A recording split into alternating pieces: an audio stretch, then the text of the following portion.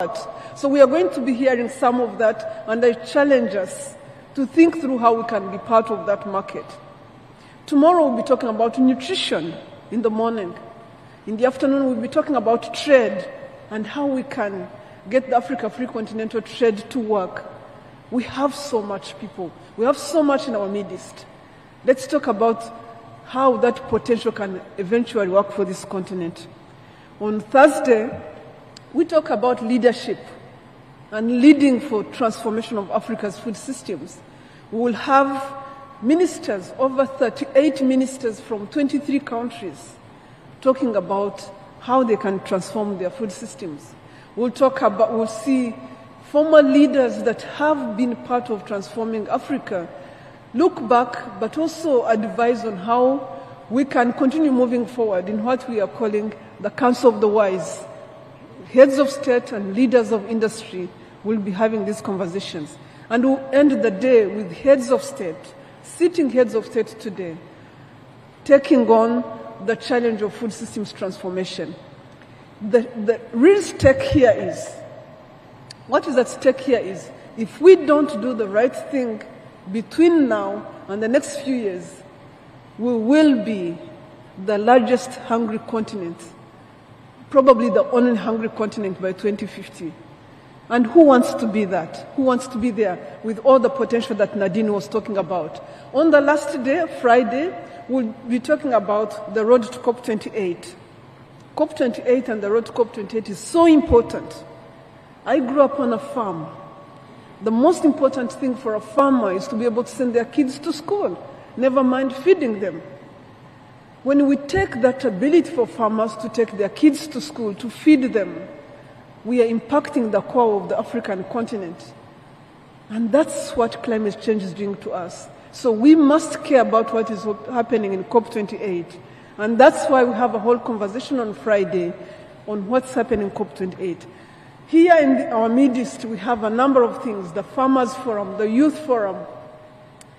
Join them. The women, yesterday we celebrated women that are doing, young women that are doing businesses across the continent. Join all these events and make sure that in everything we are talking about action and getting things done. We are not talking about problems and potential. We already know enough of that. So thank you so much for being part of this. And we at AGRA and the Africa Food Systems Forum are extremely grateful to the AGRF partners. We have a group of partners, nearly 30 partners now, that have contributed to this forum.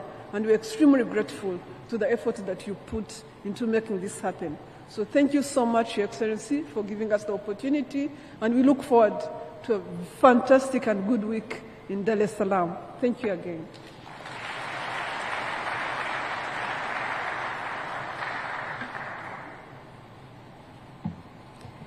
You are now about to hear from two ministers. The first minister I will introduce. The second minister I'm not important enough to introduce. But the first minister will introduce the second minister.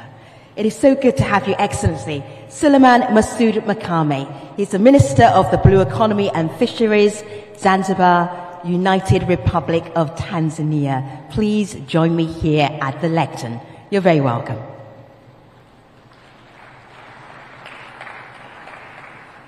It is going to take the minister 20 seconds to get to the stage. I know you have 20 seconds of applause left in you. Maybe 25.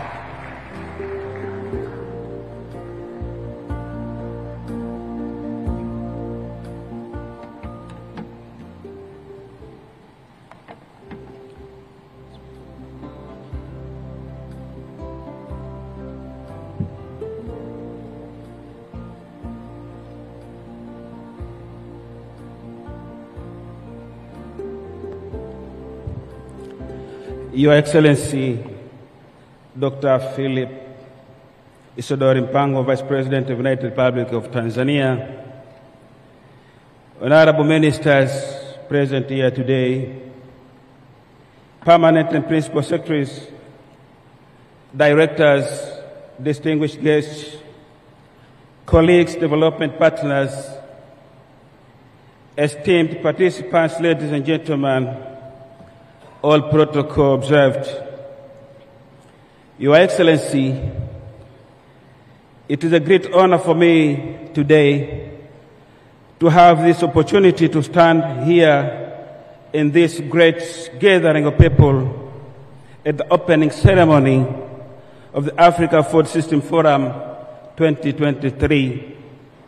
We thank you, Your Excellency, for gracing the occasion on behalf of our country, United Republic of Tanzania.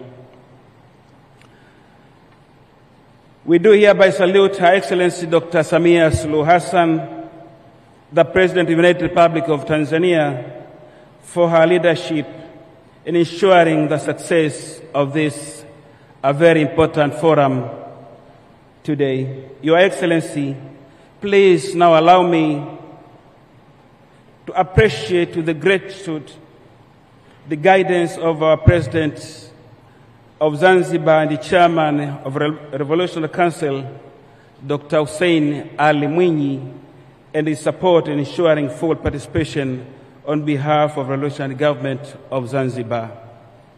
Your Excellency, innovation and transformation of food security and food system requires our readiness to address the critical parameters that are key to strengthening our sustainable development goals. We must balance between our development objectives and environmental conservation. We must also be united in tackling the impact of climate changes we are facing now globally. We should not lose sight of the fact that more investments are needed in promoting smart knowledge and innovation in food system. Your Excellency, no solution of food system can be effective without availability of water and healthy soil. The same goes to the need to protect our marine environment and biodiversity. Digital transformation and technological advancements are key to address climate-smart solutions in agriculture and fisheries. We must work together to preserve biodiversity while maximizing productivity. We must respect ecosystem services while ensuring circular economy, social inclusion, equity, and gender-sensitive intervention processes. Your Excellency, may I please conclude by adding that all these priorities require strong, vibrant, and concrete policies derived by underscoring the importance of embracing a holistic approach in addressing all these critical parameters for sustainable and resilient food system for current and future generation. Thank you very much for your attention. Kazi iendelee.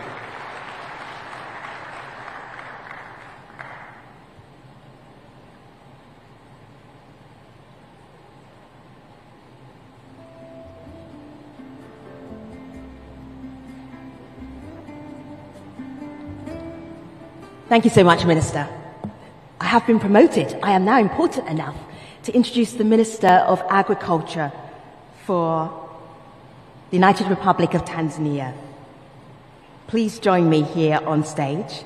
Honorable Hussein Mohammed Basha, thank you very much. I know you've been here from the very beginning of our opening plenary ceremony. We thank you for your time.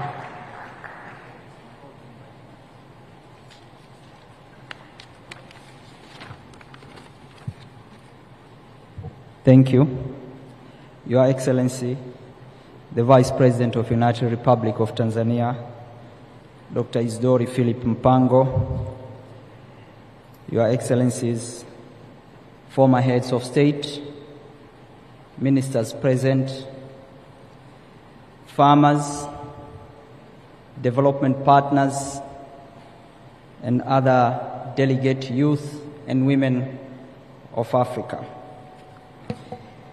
Your Excellency, first of all, I thank God for giving us this opportunity to meet here in Dar es Salaam to attend this important event of the African Food System 2023.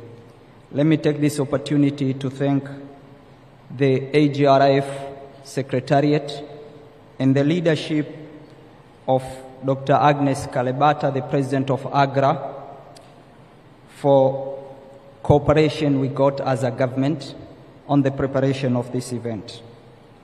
Allow me to express my sincere thanks to you, Your Excellency Vice President, and Her Excellency Dr. Samia Suluhu Hassan, the President of the United Republic of Tanzania, for high political will in making this forum happen. With your consent, I would like to extend my appreciation to all delegates for taking their time to attend this summit. We are meeting today here in Dar es Salaam in Tanzania after Dakar Summit, after last year post-COVID AGRF in Kigali. We are meeting today after Dakar Summit, where we discussed about food sovereignty, Africa food system transformation, resilience of the African economy and the global economy for sustainable development. We can only attain that if we put youth and women at the center of this. Your Excellency, my sincere appreciation also goes to the AGRF Secretariat, as I said, and the member of local organizing committee, public and private sector who work tirelessly to make this event possible. Your Excellency, the world is discussing about food security. The world is projecting 9 billion people in the near future. The world is threatened by the environment challenge. Africa is the youngest continent with an average age of 20 years old. Africa has over 65% land which has not been utilized. The future and the sustainability of the world will only happen if the African continent and African leaders play a greater role to complement each other instead of competing each other for the utilization of the available resources. Your Excellency, Vice President, let me take this opportunity now, invite you to deliver your speech to this audience attending this summit, both who are physically present here today and those who are participating online. Karibu sana.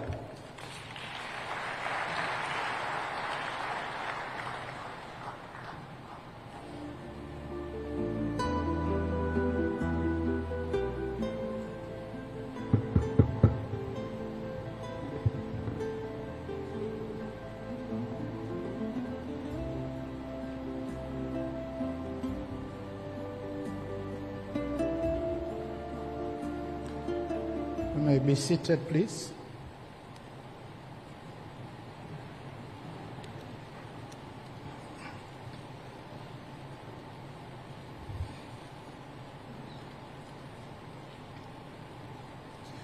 Excellencies, former heads of state and government, honorable ministers, senior government officials, private sector leaders and farmers, Dr. Agnes Kalibata, the President of AGRA, Excellencies, ambassadors and members of the diplomatic corps, heads and representatives of international organizations, representatives of Africa's youth, distinguished delegates, ladies and gentlemen. It is a great honor and privilege to officiate this opening ceremony of the Africa Food Systems Forum 2023. On behalf of Her Excellency, Dr. Samia Suluhu Hassan, the President of the United Republic of Tanzania, I warmly welcome all delegates, both international guests who have traveled all the way to Dar es Salaam, and all those who are following the proceedings virtually. A special welcome to all farmers who are Africa's breadwinners and bearers of regional and global food security, as well as food price stability. Karibuni sana, you are most welcome.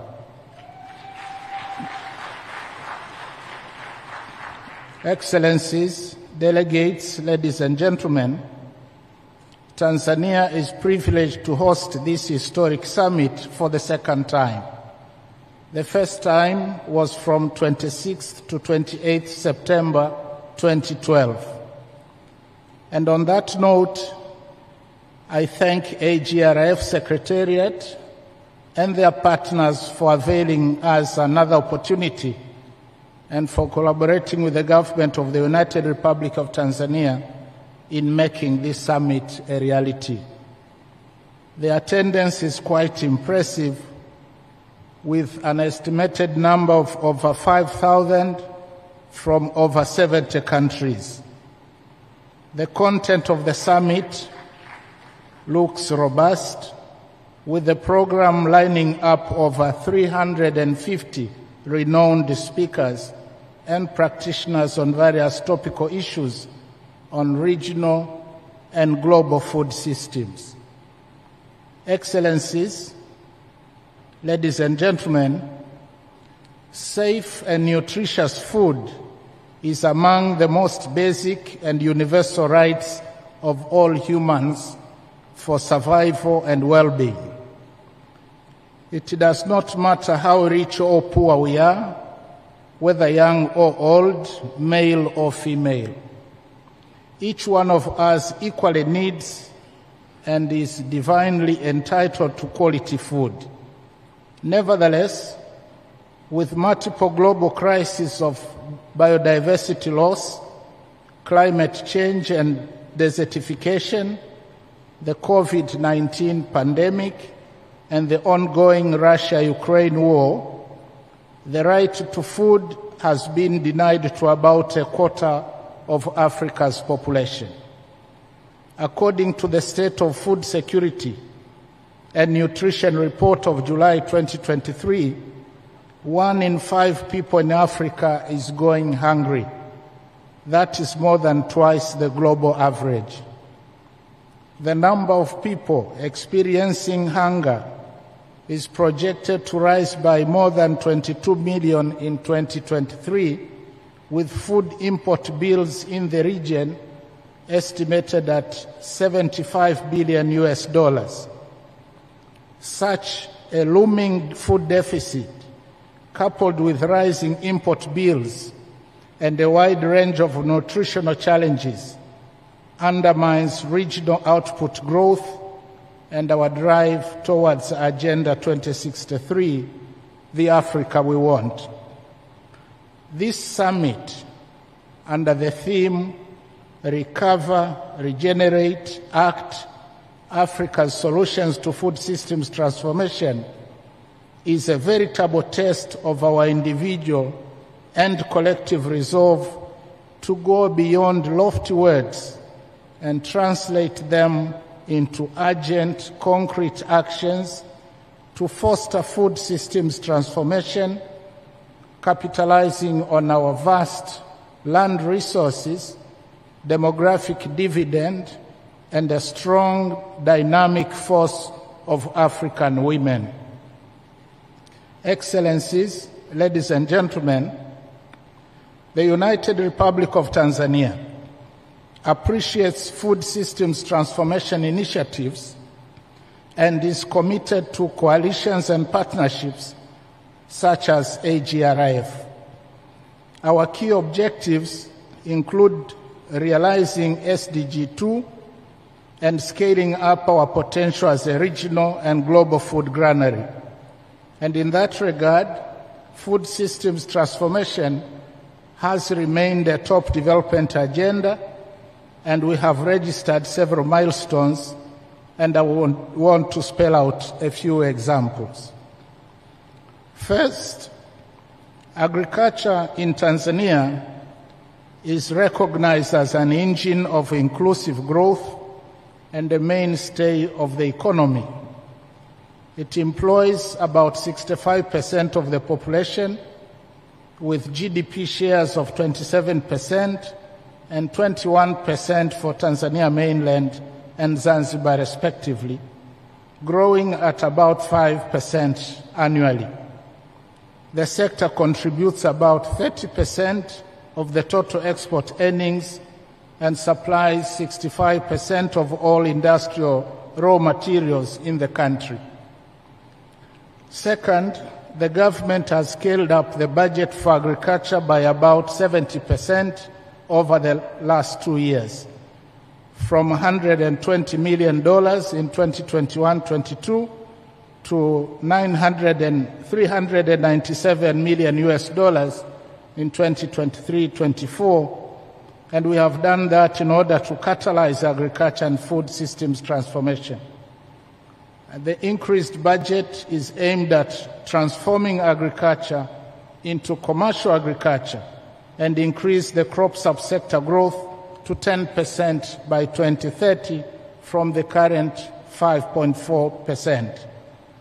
The initiative also aims at improving extension services and increasing investment in the sector, as well as motivating youth participation in agribusiness through establishing block irrigation farming under what we call as the Building a Better Tomorrow Youth Initiative for Agribusiness. And one of the successful cases in this regard is the Youth Agribusiness Incubation Center called Sokoine University Graduate Entrepreneur Cooperative, or in short, SUGECO. The livestock subsector, Building Better Tomorrow Live, is also being established for beef production and aquaculture. And quite impressive results are already being realized. Tanzania is also leveraging digital technologies for planning, monitoring and evaluation, extension services, marketing, payment systems, and business support services. Third, Tanzania has put in place policies and strategies supportive of food systems. As a result of implementation of fairly robust policies and strategies, Tanzania has had food self-sufficiency ratios of above 100% for over 2 decades. We in Tanzania have also introduced low-cost and long-term agricultural financing to the private sector, including establishment of a facility at the central bank that enables commercial banks to borrow for onward lending to farmers at single-digit interest rate. We have also recapitalized the Tanzania Agricultural Development Bank and contributing to growth in agriculture financing.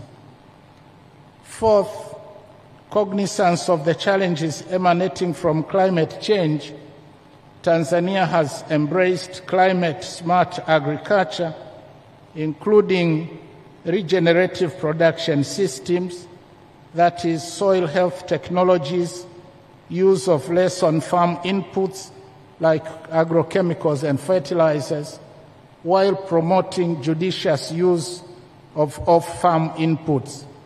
We have also embarked on using inclusive green growth tools, which is a framework for capacity building and measuring the levels of compliance for small, medium, and large-scale producers, as well as processors and agribusinesses.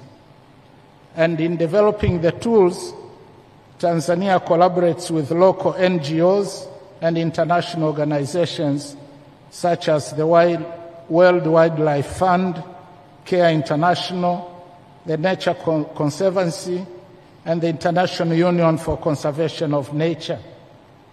This is largely championed under the Southern Agricultural Corridor of Tanzania, SAGCOT. Fifth, we have also scaled up investment in agriculture research and education, and this involves working closely with universities and agricultural research institutions to develop advanced farming techniques, pesticides, high-yield seeds, promoting agribusinesses, and encouraging the youth to take interest in agriculture. We are also leveraging PPPs, especially in construction of irrigation schemes, provision of extension services, training and retooling of extension staff, as well as promotion of farmer-to-farmer learning. Excellencies, distinguished delegates, ladies and gentlemen, despite the successes highlighted, there are still some unresolved challenges, especially low production and productivity.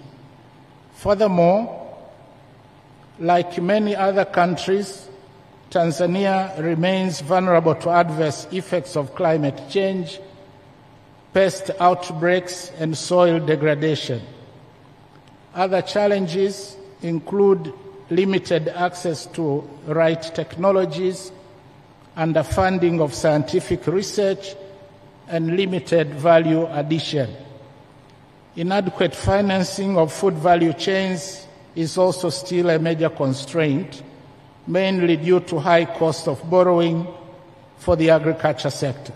And additionally, women and youth tend to be the most financially excluded segments of the population. Excellencies, distinguished delegates, ladies and gentlemen, it is my firm conviction that such challenges can and must be resolved with transformative ideas from this summit. Allow me to lay out just 4 areas for your consideration in subsequent discussions. First, on the supply side, I think Africa needs to harness existing scientific knowledge, including indigenous technology, to produce and process enough food for its people and for the global markets. And therefore, African governments should take requisite measures to provide small-scale farmers with affordable inputs, knowledge, skills, and finance to enhance productivity along food value chains. We also need to scale up digitalization and financing of scientific research. We must also appreciate that our youth and women are central to our food systems and need to harness their growing numbers and ensure they benefit from their sweat and innovativeness. In particular, we should endeavor to make agriculture enticing to the younger generation through the use of modern technology, easy access to land, startup capital, and markets, particularly targeting activities like horticulture, which pay off relatively quickly. Second, I think there is need to put an end to exploitative practices to the farmers by enforcing the use of standard weights and measures, as well as banning forward market practices in order to protect the farmers. And in Tanzania, we have successfully overcome such malpractices in a number of value chains such as meat and rice and beans, but we still need to extend it to other agro-produce. Third, food systems transformation needs a multi-sectoral development approach, including easing supply chains and movement of food commodities. I therefore urge African countries to honor the regional trade arrangements, and in particular, the Africa Continental Free Trade Agreement, by complying with trade protocols and removing non-tariff barriers. The growth of our private sector and its success in the regional and global markets hinge on how supportive our policies are. And lastly, peace and security are important prerequisites for functioning food systems. Millions of displaced people and refugees in Africa and in the world have had their lives and food production capacities disrupted. These are farmers and livestock keepers who used to be self-reliant, but because of wars and conflicts, they suffer the indignity of depending on the generosity and goodwill of others. And this must stop. We should embrace peaceful ways of resolving conflicts and ensure peace and security prevail in our continent and other parts of the world. Ladies and gentlemen, with these remarks, I now have the honor and pleasure to announce that the Africa Food Systems Summit, the 2023 summit, is officially opened, and I'm now ready to proceed with the launching of the 2023 Africa Agricultural Status Report.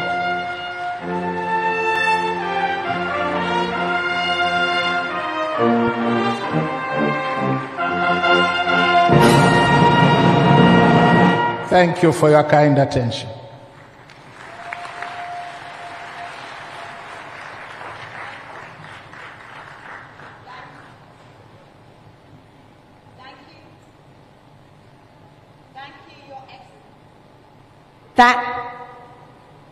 Thank you, Your Excellency, for bringing the fanfare to the Africa's Food Systems Forum.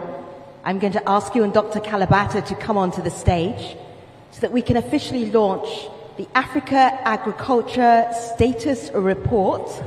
If you come center stage, we are going to cue the countdown. Get ready to take a thrilling voyage as we rewind through the pages of Africa's Agriculture Status Report, spanning years of groundbreaking insights and discoveries.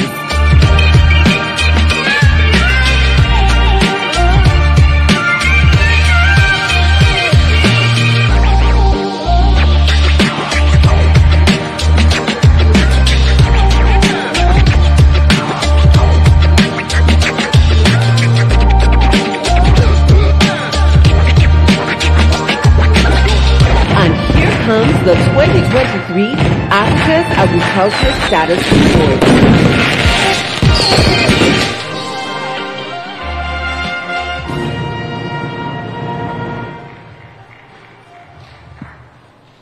Thank you, Your Excellency. Thank you, Honourable Ministers. Thank you, delegates online and in the room.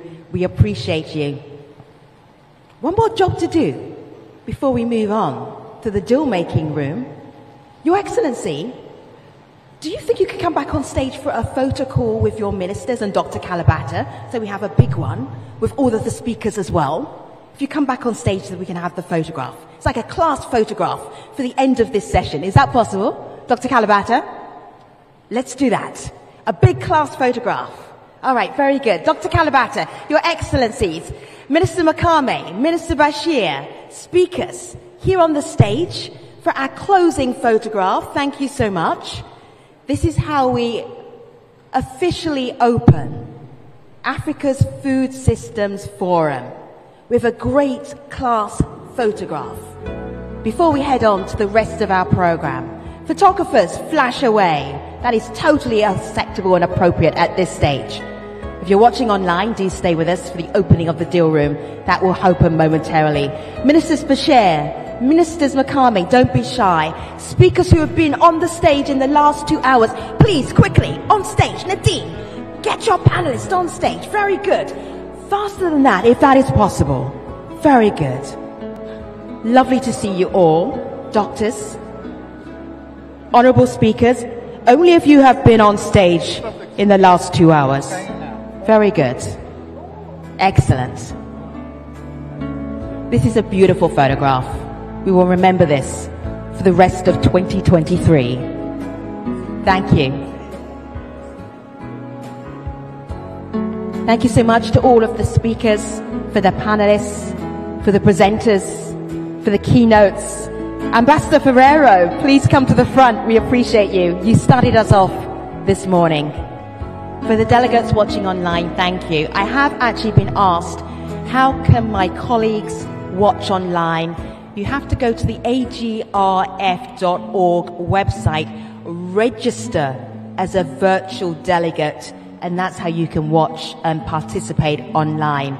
Speakers, honourable guests, Your Excellency Dr. Kalibata, thank you so much for taking part in this big class photograph.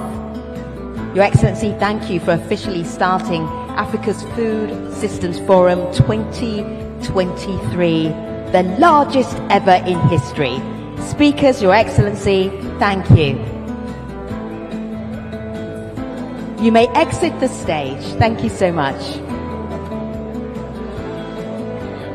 Thank you. Thank you, photographers. Appreciate you. Thank you, speakers. We're going to clear the stage. Vice President and members of the Board of Agra. Okay.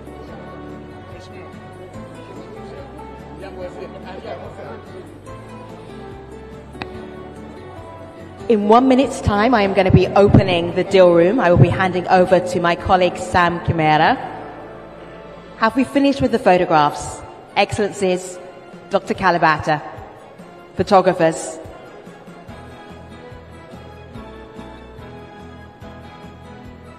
Very good. Thank you all. Members of the Board of Agra. Members of the Board of Agra, please join me on stage. And Dr. Kalibata and His Excellency, the Vice President of the Republic of Tanzania.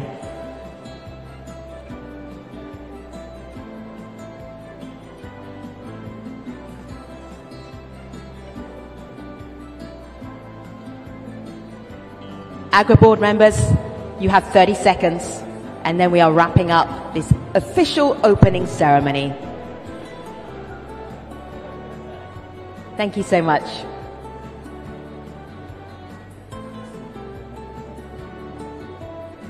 All right, very good. Your Excellency, thank you very much, Dr. Kalibata. Aha, our photograph is getting a little bigger. Appreciate you.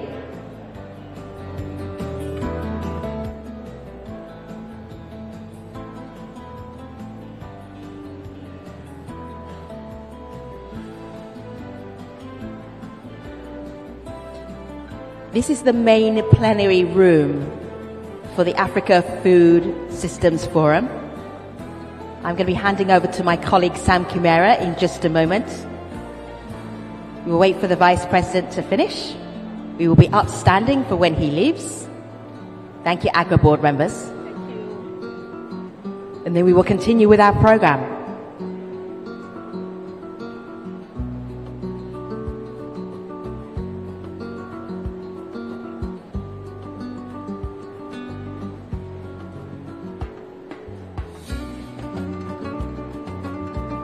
Thank you, Your Excellency. Thank you, Honourable Ministers, for joining us today.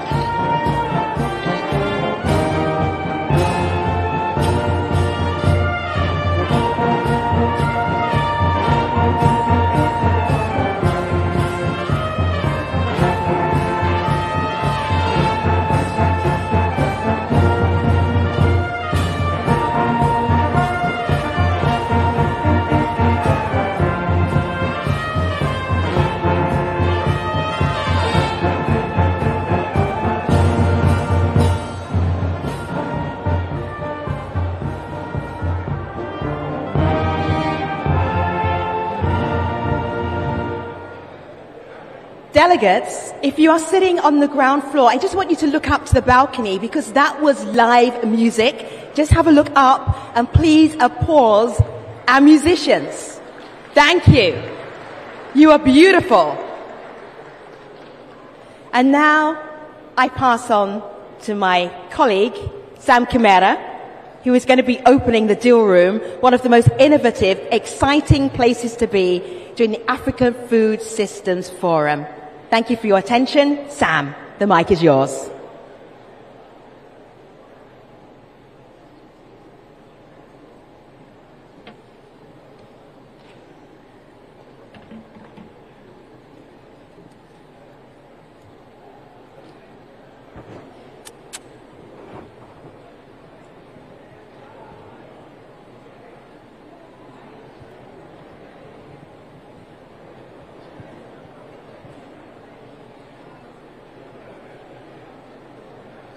Good morning one more time. I'd like to afford you 30 seconds if you could kindly take your seat.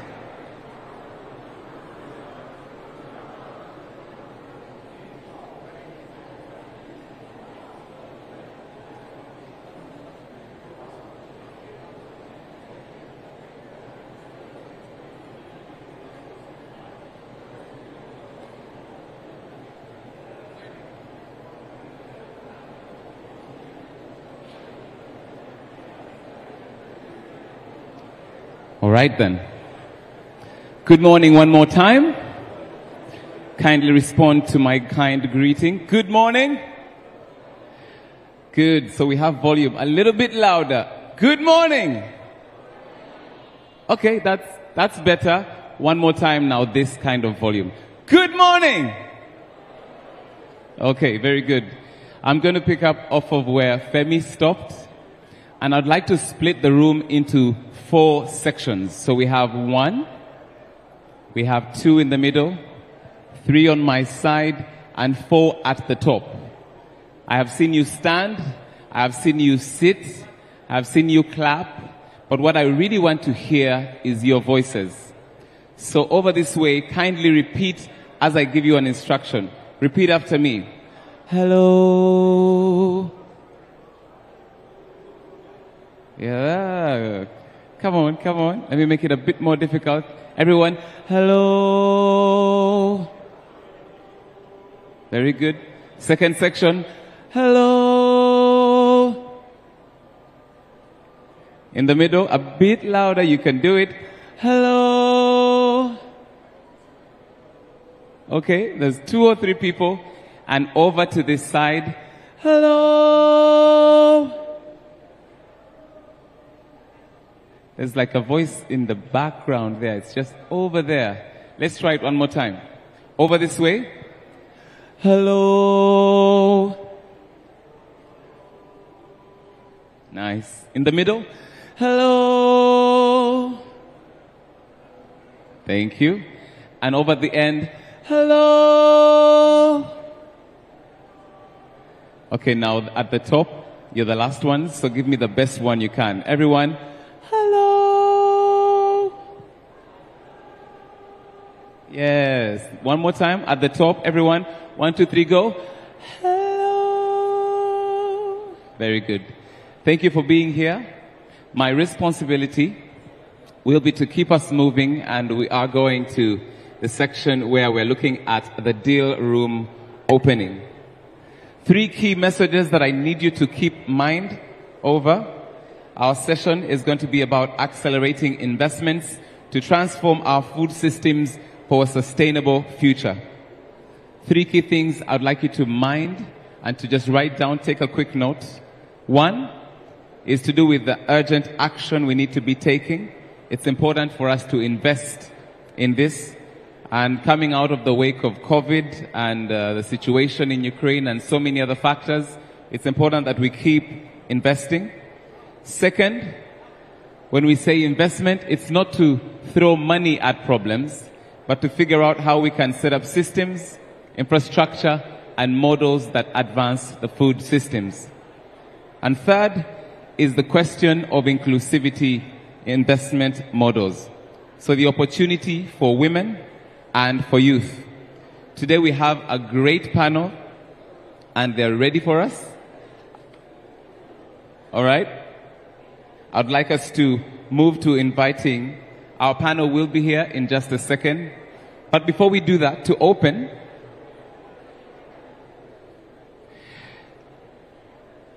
if I may have your attention, ladies and gentlemen.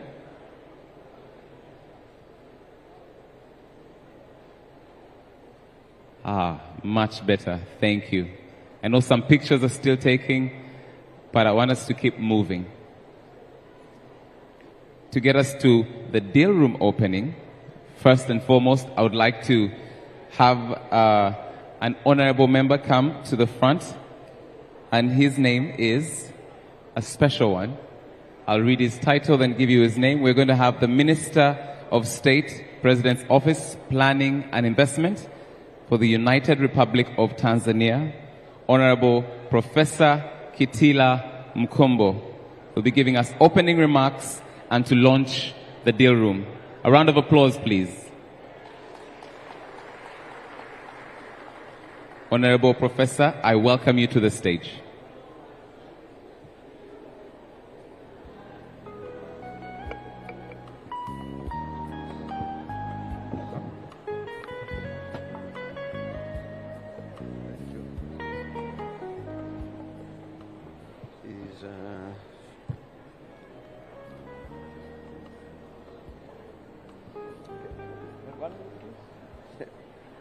I don't have to go through all this protocol. I don't think these people are here.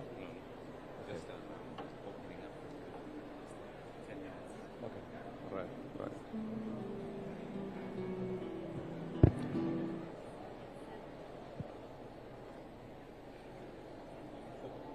Right. You are excellent. Okay. Sorry, let me get the room quiet. Yeah, because I don't think it is ready here. Ladies and gentlemen, I would like to invite us to honor our honorable speaker with your attention. If you could kindly allow me, if you are standing in the aisle, I am kindly requesting you to take a seat. If you are having a discussion with the person next to you, I'm kindly inviting you to respect and honor the honorable speaker, who will be opening with some remarks. Thank you so much. Very good to see you. Thank you. Thank you very much. Again, thank you. Honorable, please.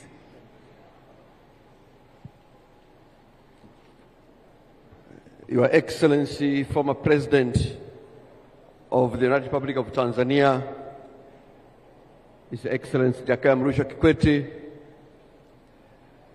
honorable ministers, leaders of various private sector organizations, ladies and gentlemen, good morning.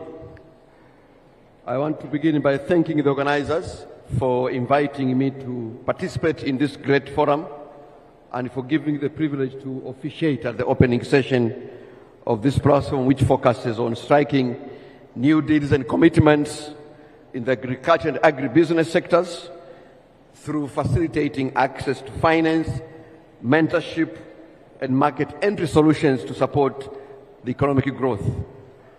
It is a premier platform that promises to move the African agriculture and food systems agenda beyond food security onto agri-food investment. Let me also highlight a little bit the potential the agriculture sector can play, or that is playing, in Tanzania's economic transformation. As highlighted by the guest of honor this morning, the agricultural products in this country, as in many other African countries, characterize both the imports and the exports.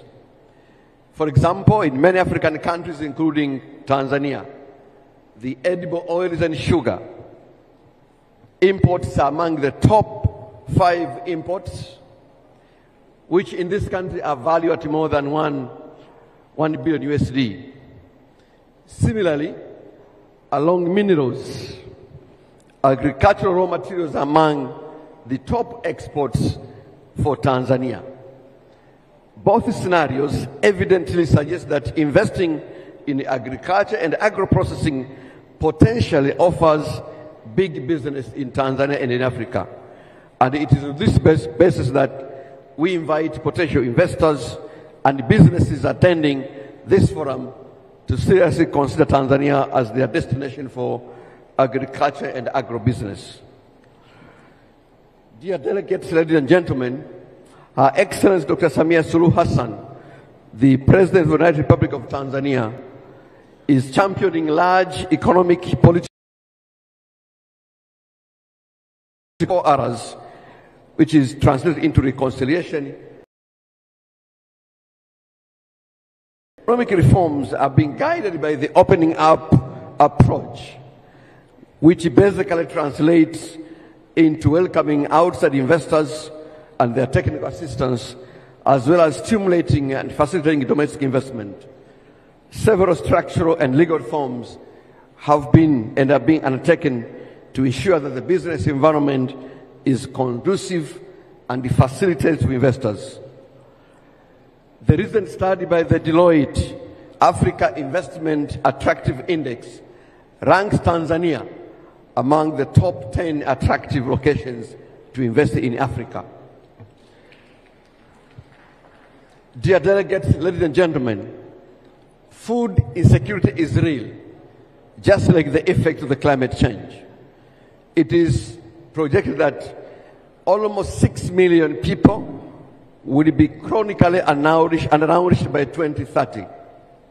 Worldwide, food insecurity affects particularly women and people living in rural areas.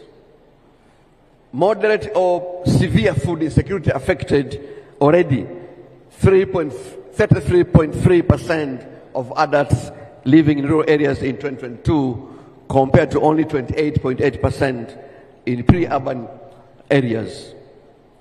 The gender gap in food insecurity at the global level, which had widened the wake of the pandemic, narrowed from 3.8% points in 2022 to 2.4% last year. More than 3.1 billion people in the world, or 42% for that matter, were unable to afford a healthy diet in 2021. Ladies and gentlemen, despite these challenges, Africa is well placed to offer the global solution to the challenge of food security. For example, due to its agroecological diversity, abundant natural resources, and a rich agricultural heritage, Tanzania is a good example that offers the potential for diverse food systems entailing crops, livestock, and fisheries. Nevertheless, for this to be realized, significant investment will be needed. As I end, ladies and gentlemen, global challenges require global solutions. Food insecurity is a global challenge that requires global solution.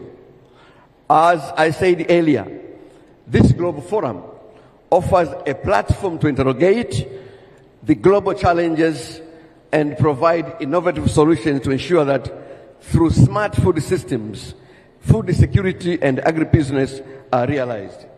The forum has set very ambitious goals that cannot be achieved without global solidarity, shared knowledge, and a collaborative action. Tanzania is ready to play its rightful place in this regard. Africa can and should fill the world. We have the potential. Let this forum realize that potential through partnerships and investments to ensure that in this globe, no one goes hungry, and through agribusiness, the African economies are transformed and people's lives improved. It is possible. Let us play our part. Thank you very much for listening. I declare that this still room is now officially opened. Asanteni sana. Thank you so much, Honorable Professor. Another round of applause for our Honorable Professor. Indeed, global challenges require global solutions. And right now, we'd like to move to our panel of distinguished gentlemen and ladies. We are going to have a panel discussion. And the panel discussion will be looking at the question, what will it take to double the number of businesses in food systems? At this point, I'd like to invite our panelists, starting with Partner and Investment Director, Pearl Capital Partners, Mr. Wanjohi Ndagu. Please come to the stage. I'd like to invite Deputy Vice President for Sekta Operations, Millennium Challenge Corporation, Ms. Katerina Ntep. And as they come, please do help me give them an applause. Yes, thank you. Yes. Senior Vice President of Africa Programs, Haifa International, Ms. Adesua Ifedi. Thank you, Bea. Very good. Group CEO, Afex, Mr. Ayodeji Balogun. There you are. Very good to see you. SVP Venture 37, Land O'Lakes, USA, Mr. John Ellenberger. Chief Strategy Officer, Equity Group, Mr. Brent Malahai. A big round of applause, please. All right, then. Without any further ado, I would like to... Yes, please, kindly. I'll stay up here and I'll pass it to you. Without any further ado, if I could just hear from every one of you, one at a time, starting from Mr. Brent. What is your why? Why is it so important that we focus on doubling the number of businesses in this field and in this sector? Very briefly, if you may. So, maybe to do that, let me leave you with 3 statistics, a plan, and an invitation. So let me start my introduction with 3 statistics. 3%, 8%, and 25%. 3% is the portion of Africa's wealth represented by the GDP. 8% is the food net of any exports that Africa has. And as discussed earlier in the past presentations, 25% is essentially the 2.4 billion population of Africa by 2050. The why is we need to equalize those statistics, the 3, the 25%, and there lies the opportunity for businesses to more than double. Thank you. Very good. We'll go that. Yes, thank you. Thank you for the question. I would say my why is that the private sector has the unique ability to help to contribute to the kind of advances that we're talking about throughout this HERF session, and feel that it's very important that the private sector be incorporated. Africa would have 1 million more mouths to feed. And the question is, how will Africa feed itself? Today, government budgets are less than 5% of the size of the sector. Total credit is about 2% of the size of the sector. So the only solution is by creating and empowering African champions, African businesses that can drive the food transformation. Very good. I should say I appreciate how succinct you are, strong points, and they are very important. Yes, please. And I will say that we need to identify our pull factor. The pull factors are the entrepreneurs working across the bottleneck to speak investment language and make investment ready as a sector. Very good. Madam Catherine? Good morning. My why is, representing a development partner, is that we need to bring holistic solutions that integrate infrastructure policies, inclusive growth, with a focus on climate and opportunities for youth and women. Thank you. Right. And lastly, Mr. Ndagu? If you could kindly, I think, press the button. There you go. Thank you. Thank you. Morning. What probably we need to do is that we need to make sure that agriculture is economically viable, especially for the producer. I do think, in terms of the entire value chain, that is where, Sub-Saharan Africa is weakest at. And the challenge comes from, the farmer asking themselves, why do I need to plant a single seed over and above? Very good. Thank you so much for that contribution. But let me stay with Mr. Wanjohi. To navigate the dynamic landscape of fostering growth within the food industry, we have to consider key strategies. From your opinion and experience, what key strategies and initiatives do you? Yes, thank you. As I mentioned, the agriculture sector operates in a very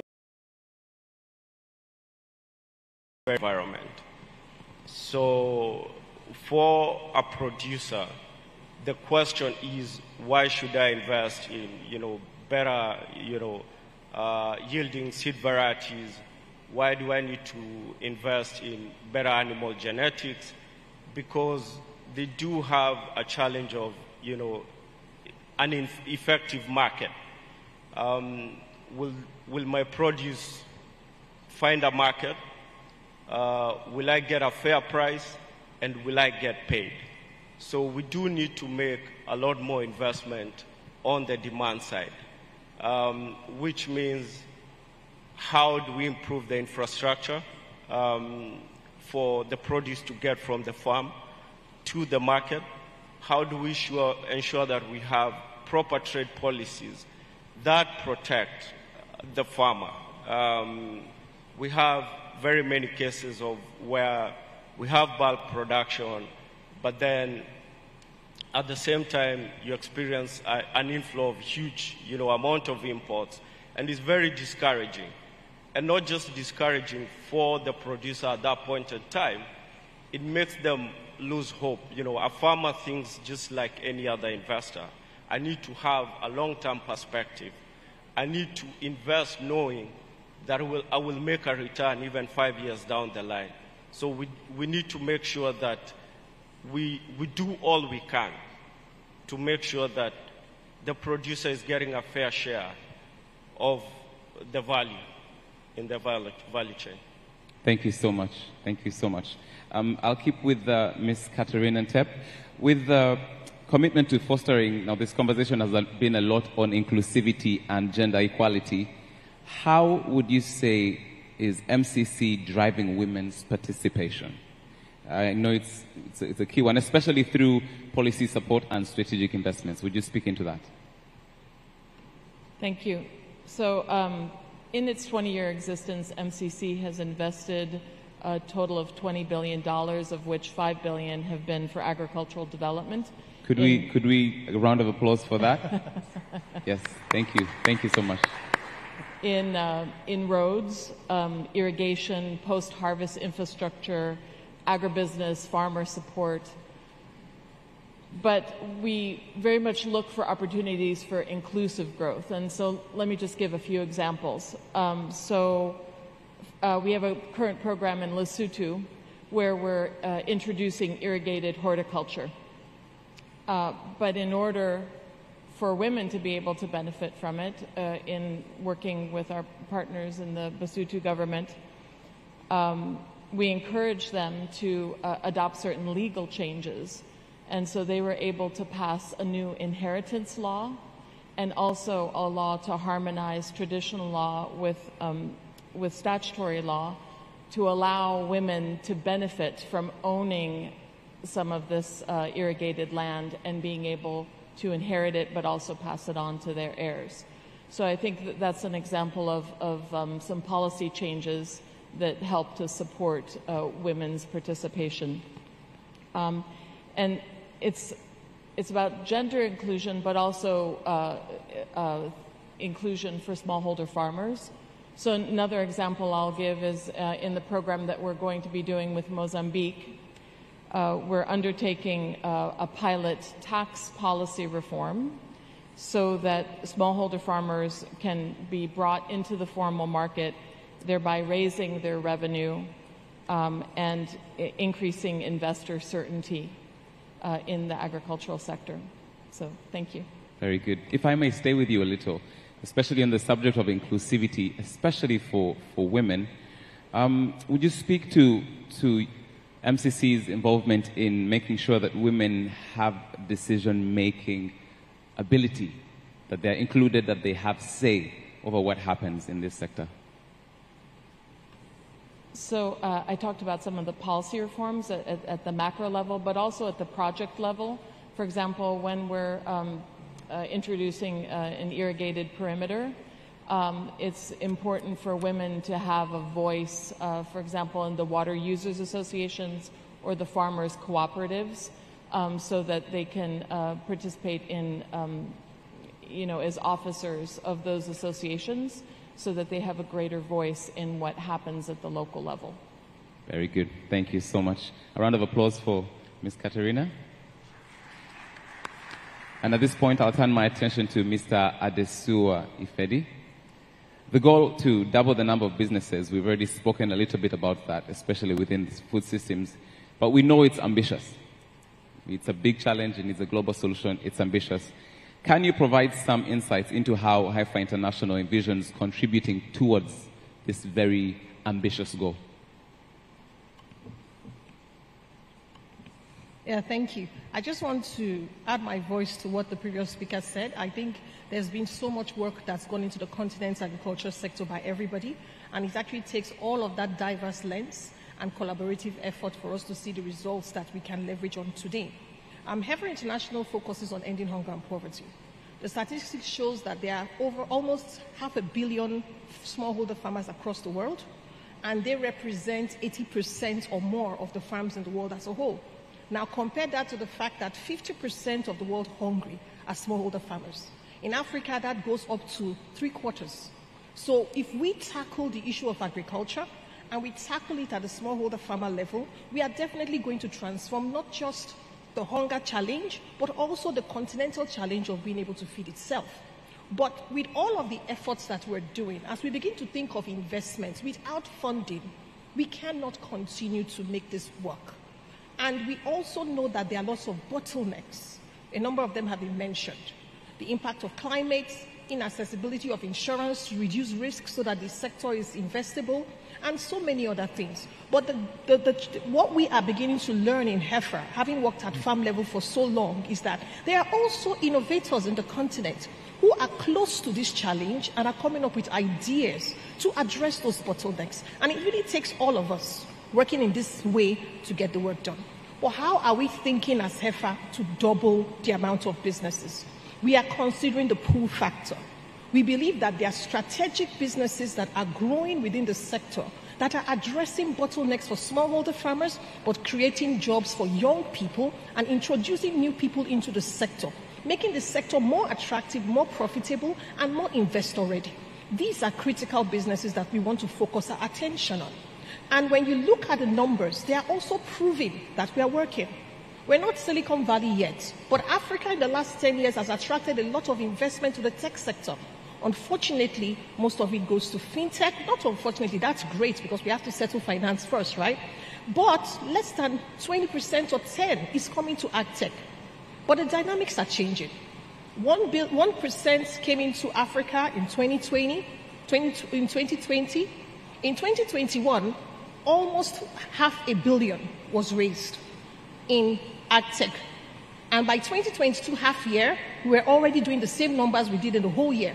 What does that tell us? That there is obviously evidence that the work in agtech is significant to the transformation. And so for us in Heifer, we are beginning to see what we are doing at the community level with the farmers, addressing the works at the co-op level, but also identifying the strategic role of these trigger businesses that we consider to be a pull factor, to be sure that we are supporting them to become investor ready. Very good. Thank you so much. Yes, you can go ahead and clap if you appreciate that response. Very good. Just to remind you, on our panel, we have leading practitioners and they're representing different institutional voices. And this discussion is about how we're evolving in terms of investor strategies. Next in line, in terms of the questions, I would like to have a response to our audience. Mr. Ayodeji, would you speak to the role of facilitators in providing access to markets? You seem to be experiencing quite a bit of success. Would you speak to us about that? Thank you very much. So one of my greatest quotes in agriculture is market is the best fertilizer. Think about it. We think to drive up productivity, the farmer needs fertilizer. But when he has fertilizer and it produces the grain, if you go with the Bible says a multiple of 10 and a multiple of 100, right? So he has his grains and he has his harvest. Where is the cash flow going to come from? And then if you think about that, 60-70% of farmers actually need credits to be able to buy the fertilizer, the seeds, the chemicals they need. But when there is no assurance of the cash flow, we all do business. You produce, you create value, you sell, and you earn cash. And that comes when you have access to market. So when you give assurance of a farmer that he has access to markets, first you incentivize him to produce more. It encourages him to invest more of his income in the year for the next planting season. Second, you unlock access to credit that also allows him then either increase his farm or increase his productivity, or better still both. So the impact of market is, taken from, it's that pull factor that then allows additional investments, both by the farmer, but also other people, to create access and allow him to increase that productivity that we so much desire. Now, what we've also seen, in this work that we've done at AFEX over the last 10 years is that, three things need to be solved for simultaneously. Unfortunately, most of the time when we design solutions, we focus on one of these three. So the first is markets. There has to be a market where the farmer will sell. When you also organize and increase production at scale, and you don't solve for markets, you have price gluts. And then the prices tank. And we see that in almost every crop value chain, and the farmers move to another crop, and that cyclicality repeats itself. So first is markets. The second is the infrastructure. Where does it store? If Africa could solve for post-harvest storage, we would have 1 month more of food that will not import.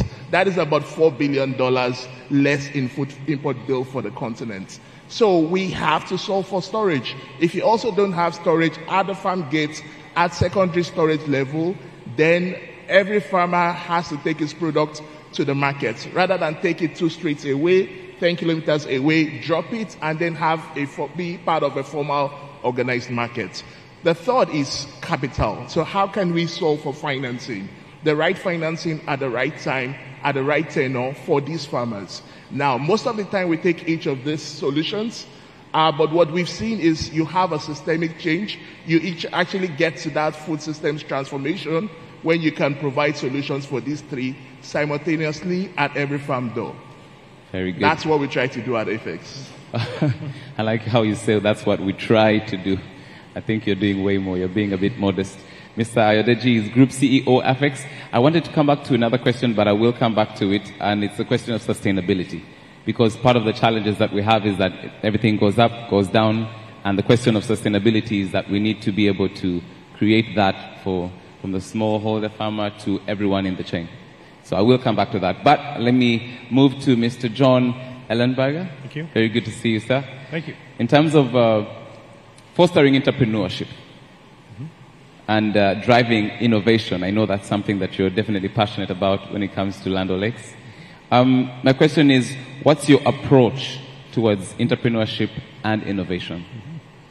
Thank you. Land O'Lakes Venture 37 is something of a unique player in the development space. We're an agriculture-focused nonprofit that is appended to a $20 billion farmer-owned cooperative in the United States.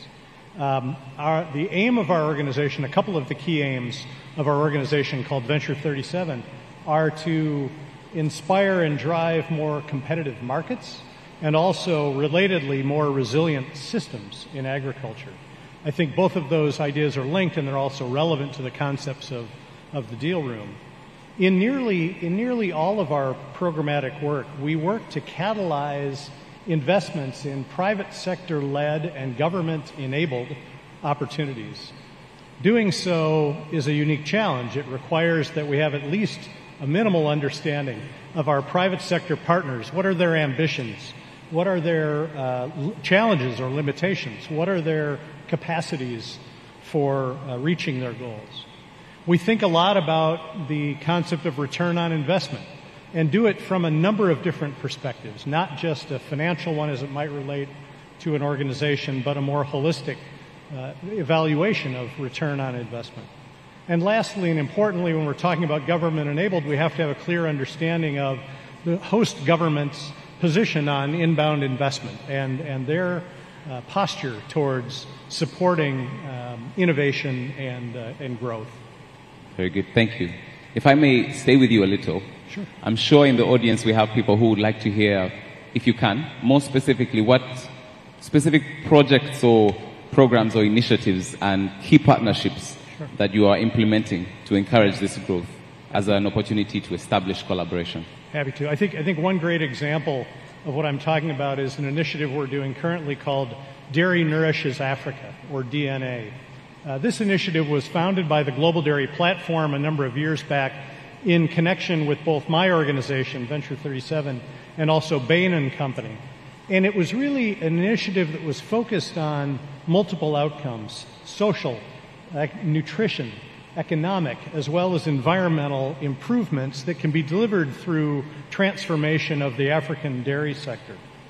DNA is a good example of a working example of an initiative you're probably hearing about this week called Pathways to Dairy Net Zero, and is operating in DNA is operating in Tanzania right now in a locally led private sector, private-public collaboration, working with the Tanzania Ag Development Bank to invest in new models for improved availability of affordable dairy products from commercially minded medium and larger scale processors.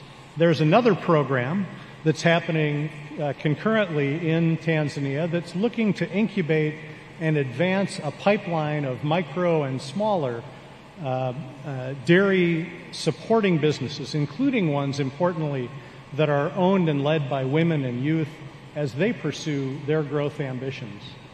The DNA initiatives so far have shown some terrific results in 4 key areas. One is increasing consumer demand for dairy products, which helps to address the nutritional challenge. Growth in processor sales to ensure that the farmer-aligned processors are realizing the benefits. Importantly, rising farmer production and farmer incomes.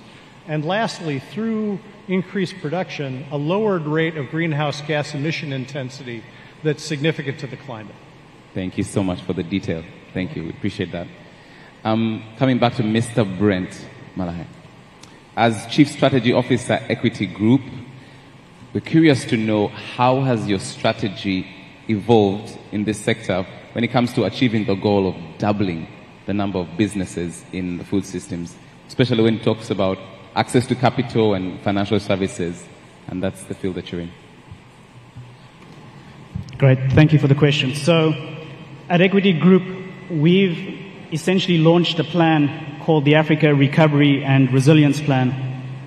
And the objective of the plan is to essentially commercialize the value chains that are currently fragmented across Africa. So when we think of financial inclusion, we think about connecting smallholder farmers to off-takers, to agro-processors, to markets across the borders through our trade missions, and attract the foreign direct investment, the skills, the technology required across these value chains. So if I can just quickly outline this plan that we have, and the invitation is really for us to partner with Land O'Lakes, with the equipment providers, the input providers, to be part of this opportunity that Africa provides. So underpinning this plan of ours is what we call the Pillar 1. It's the raw materials that Africa is well endowed with. It speaks to the agricultural, the extractive potential of Africa. And it's about improving productivity to the panelists that have mentioned around productivity, improving yields. And here at Equity Group, we are making our asset finance programs more fit for purpose to mechanize smallholder farmers. We partner with service providers that do this as a service. We appreciate smallholder farmers cannot own a tractor given the unproductivity that may incur with 11 months of unutilized tractors. So we look at bringing partners to improve the productivity. Importantly, for us to really transform Africa, to move the 3% closer to 7, 10, 25% over the next couple of decades, value addition is very critical. Real transformation takes place when Africa moves across the value curve. So we're looking to drive that. We're at almost a $13 billion balance sheet, and we can support manufacturers. And we would invite global manufacturers to put productive capacity in a region like East Africa where there is power infrastructure being built. One of the critical aspects as well, and my panelists mentioned access to markets. For us, value chains, it's not just about connecting domestic value chains, it's also about connecting value chains across borders. And earlier it was mentioned around the Africa Continental Free Trade Area. Our intention as Equity Group that operates across the region, we're in a position to intentionally connect customers in Tanzania to the DRC, in Kenya, Uganda, Rwanda, South Sudan. Yes. So we do a lot of trade missions. And importantly, and last, we want to connect and to the theme of acting. We have a number of programs where we've identified a number of ecosystems. It's about being catalytic in capacitating, connecting, and financing these value chains. So maybe that's just a bit of color what Equity Group is doing in agriculture. Thank you. Very good. Thank you, Mr. Brent. We have just maybe 3 or 4 minutes. I know I promised. Could you take 1 minute on the question of sustainability? Just one. So 2 things are going to happen. If you could take a minute on the question of sustainability, what are your thoughts around that? And then we'll start from the end just to hear from you, especially about opportunities. We already had there are enough problems to discuss. What are the opportunities? What are the solutions? Sustainability, then parting shots. So it's a very broad topic. I like to look at it from a food systems dimension, which is why we're here. But, you know, we all understand and I'm sure we all agree that without the farmer being sustainable, everything collapses. So the question that we've spent a lot of time thinking on is that at what point, as a household, does that smallholder farmer reaches sustainability? Meaning it can start to grow its business. Now, our finding is that when you can get into an income of about $2,000 a year, they start to save. They start to earn above their cost. They start to earn above their cost of feeding, and then they start to save. When you get them from up to getting into about $4,000, then they start to grow the size of their farm. And that's where you start to see productivity increase. You start to see wealth being created. Now, the problem is when you are always in between or they then get there, and our interventions is about giving them 2 or 3 more bags of fertilizer, anytime there is an incident, it pushes them back into that poverty cycle, and then they have to start all over again. And the push is, how can we get more farmers into this $5,000, $10,000 income brackets that then they start to invest in the farm and grow productivity across the continent. Very good. Thank you so much. So we shall end our panel discussion the way we began, but from the other side, just a parting shot, especially around opportunities and possibilities. Yeah, for investors like ourselves and lenders, there is a real opportunity for the financing sector, the companies, the institutions that take time to better understand agribusinesses, how the business cycles evolve.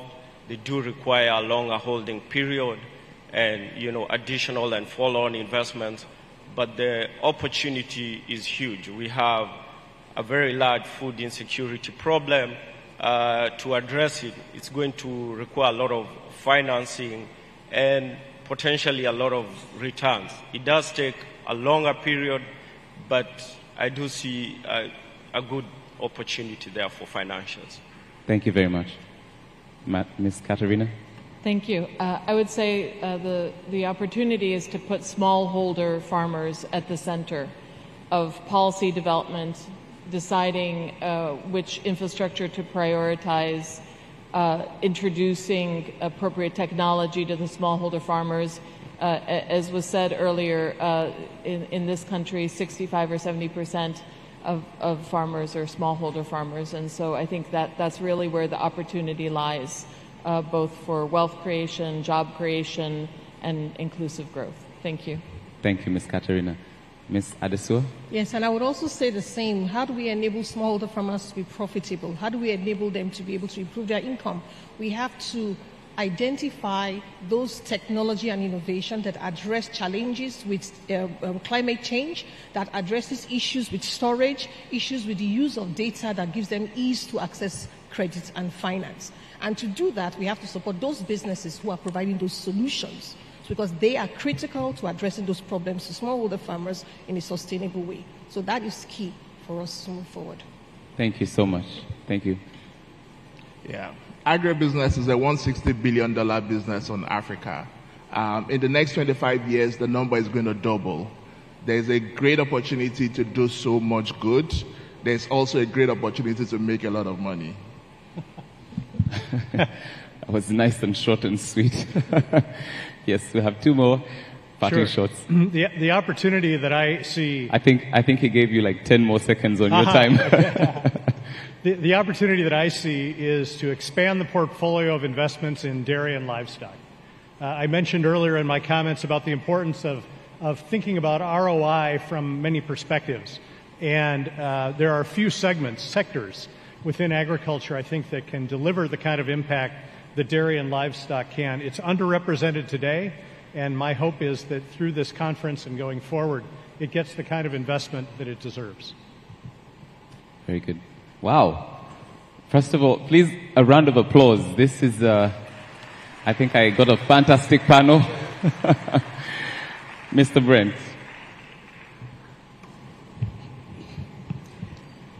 The world is resetting, and post the pandemic, the world has appreciated how concentrated global manufacturing supply chains are. Ukraine-Russia war has shown how concentrated food production is. And in a world that is reshaping, resetting, there is an opportunity, there is a window of opportunity for Africa to position itself, to be on the table, to connect itself to this reshaping world. And there lies the tailwind of the abundance of opportunities that Africa provides. Fantastic. Because you've been so gracious, there's 3 more minutes. And I'm curious, I know that when it comes to planning and agriculture, sometimes it is difficult, especially on our continent. I want to come back to Mr. Brent. There are plans and then there's changes that happen. What do you put in place to make sure that you're able to adapt? And what advice can you give for those of us who especially deal with that challenge of constantly having to re-strategize?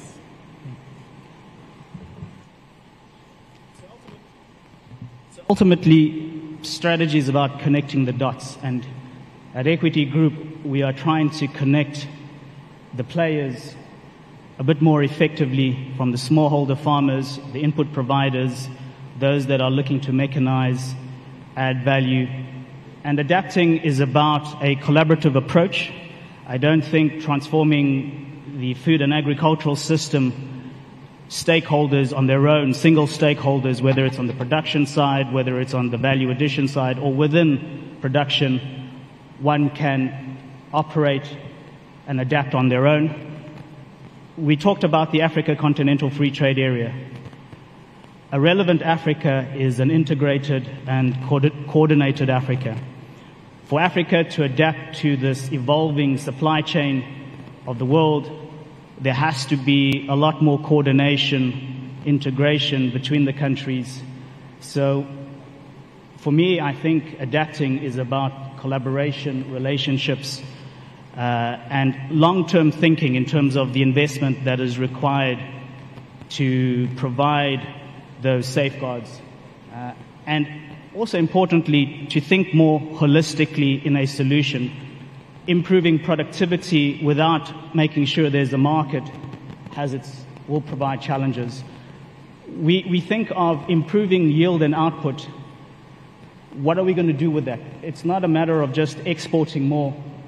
At Equity Group, what we're looking to do is to value add more and sell within the continent, and to the extent that we can and we have the surpluses, export beyond the continent. Very good. Ms. Adesu, I saw you nodding. I'll give you a minute to add to that. I'm sure you have something to add. No, I just totally concur. Yeah. Being able to be strategic about how we position ourselves in this new world is key. Even the numbers are telling us that since 2020, more investment, curious investment, is coming to the sector.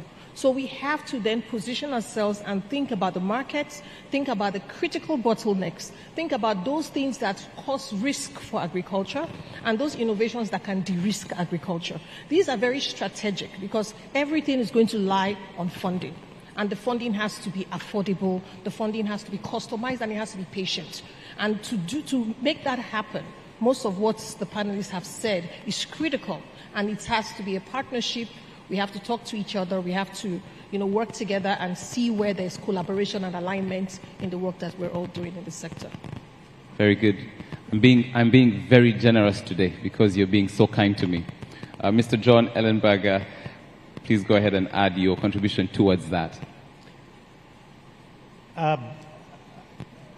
In all the work that we do, adaptation is so necessary. We are a last mile partner for so many of the different initiatives around agricultural development that maintaining a flexibility which requires understanding both the goal that you're pursuing but also the partners that can help you get there.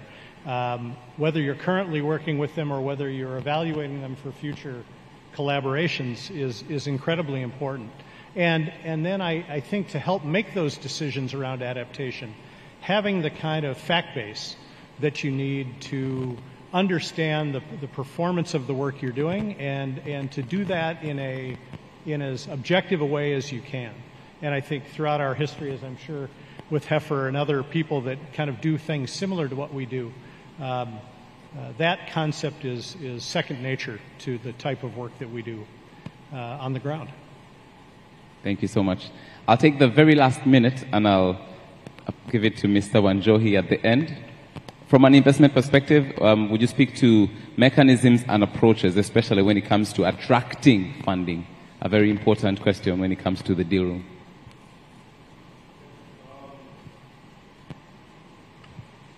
We are on our fifth fund.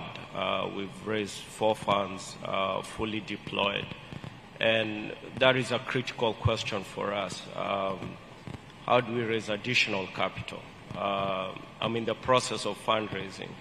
So one of the mechanisms, obviously, we are looking at first loss, protections. We are looking at guarantees and BDS, or technical assistance facilities.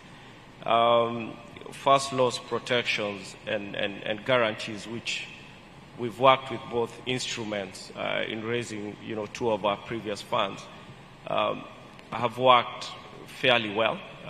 We are able to attract new investors. For our last fund, we actually recruited NSSF Uganda as one of our investors in one of our funds, which was, a big milestone for us.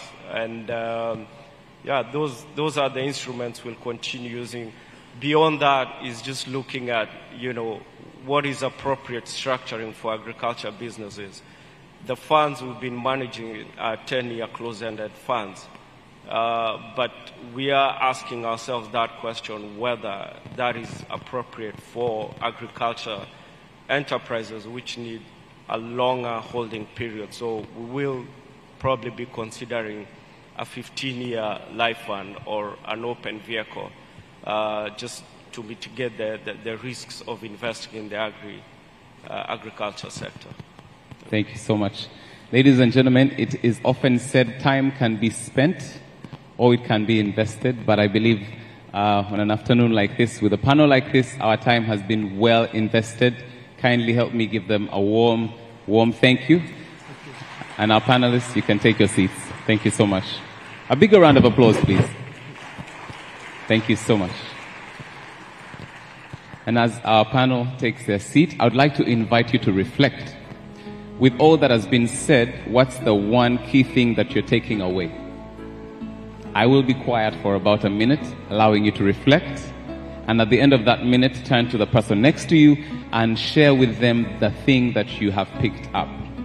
So I saved the 5 minutes for that. 1 minute for your reflection and 4 minutes to just have a bit of an interaction, because we want to facilitate that and have your voice heard as well. Carry on, please.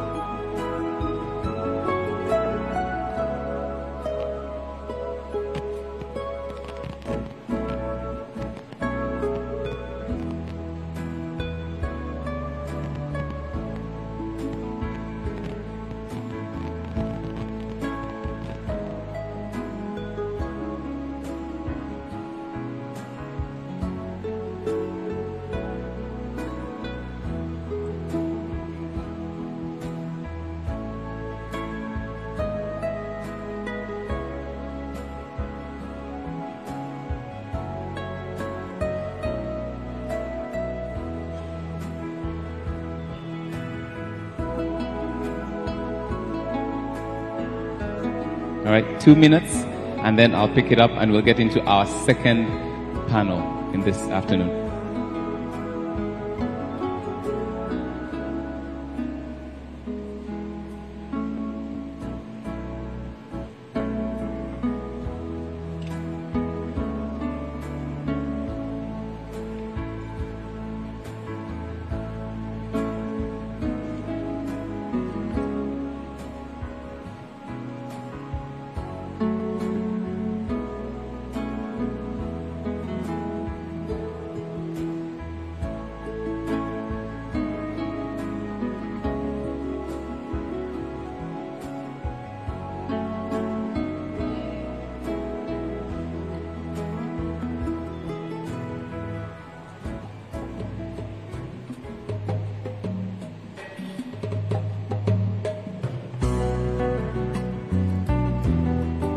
All right, ladies and gentlemen, we'll carry on. If you could kindly take your seats.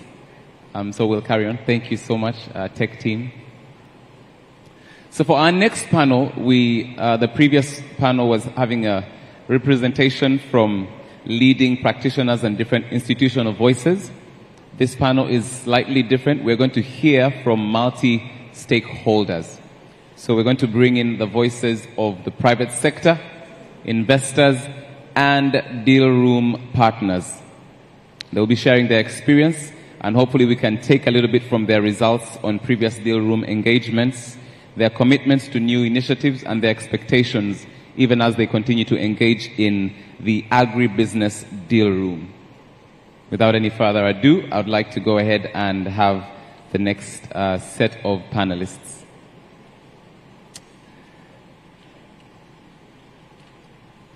So for the discussion on finance, agro-processing, and agro-industrialization, I'd like us to have Governor of the Bank of Tanzania, Honorable Emmanuel Mpawe Tutuba. A round of applause, please. There you go. Thank you so much for your generous applause. We also have Global Director for Agriculture and Food, World Bank, Mr. Martin van Nuko. Yeah, please forgive me. But good to see you, sir. Okay, you said very close. Almost. We have Deputy CEO, Rwanda Development Bank, Ms. Nelly Mukazaire. There you go. We also have Associate Vice President, Program Management Department, International Fund for Agricultural Development, I've had, Dr. Donnell Brown. Welcome, sir. Very good to see you.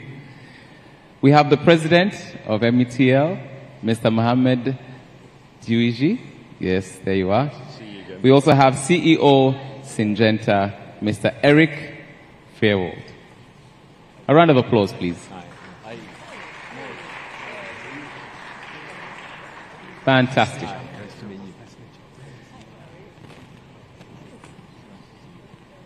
Give them a moment to connect a little. So I'm going to borrow from what we did in the previous panel. We'll start from Mr. Fairwold and swing to the other side. What is your top priority right now? What keeps you awake at night? Well, first of all, it's great to be here at AGRF.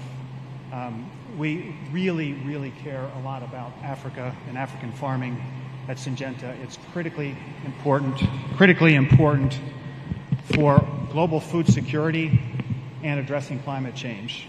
So what keeps me up is making sure that we're doing all we can and collaborating with the right partners, governments, NGOs, other companies, to ensure that Africa feeds itself and becomes a net exporter in a very regenerative way. Fantastic. Please. Thank you. Good morning or good afternoon to all. Donald Brown from the International Fund for Agricultural Development.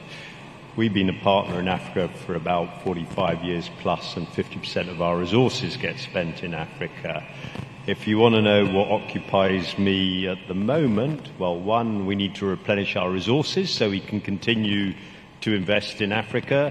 And secondly, how do we get more climate finance coming into small farmers in Africa? We focus on small farmers. They are most affected by climate change.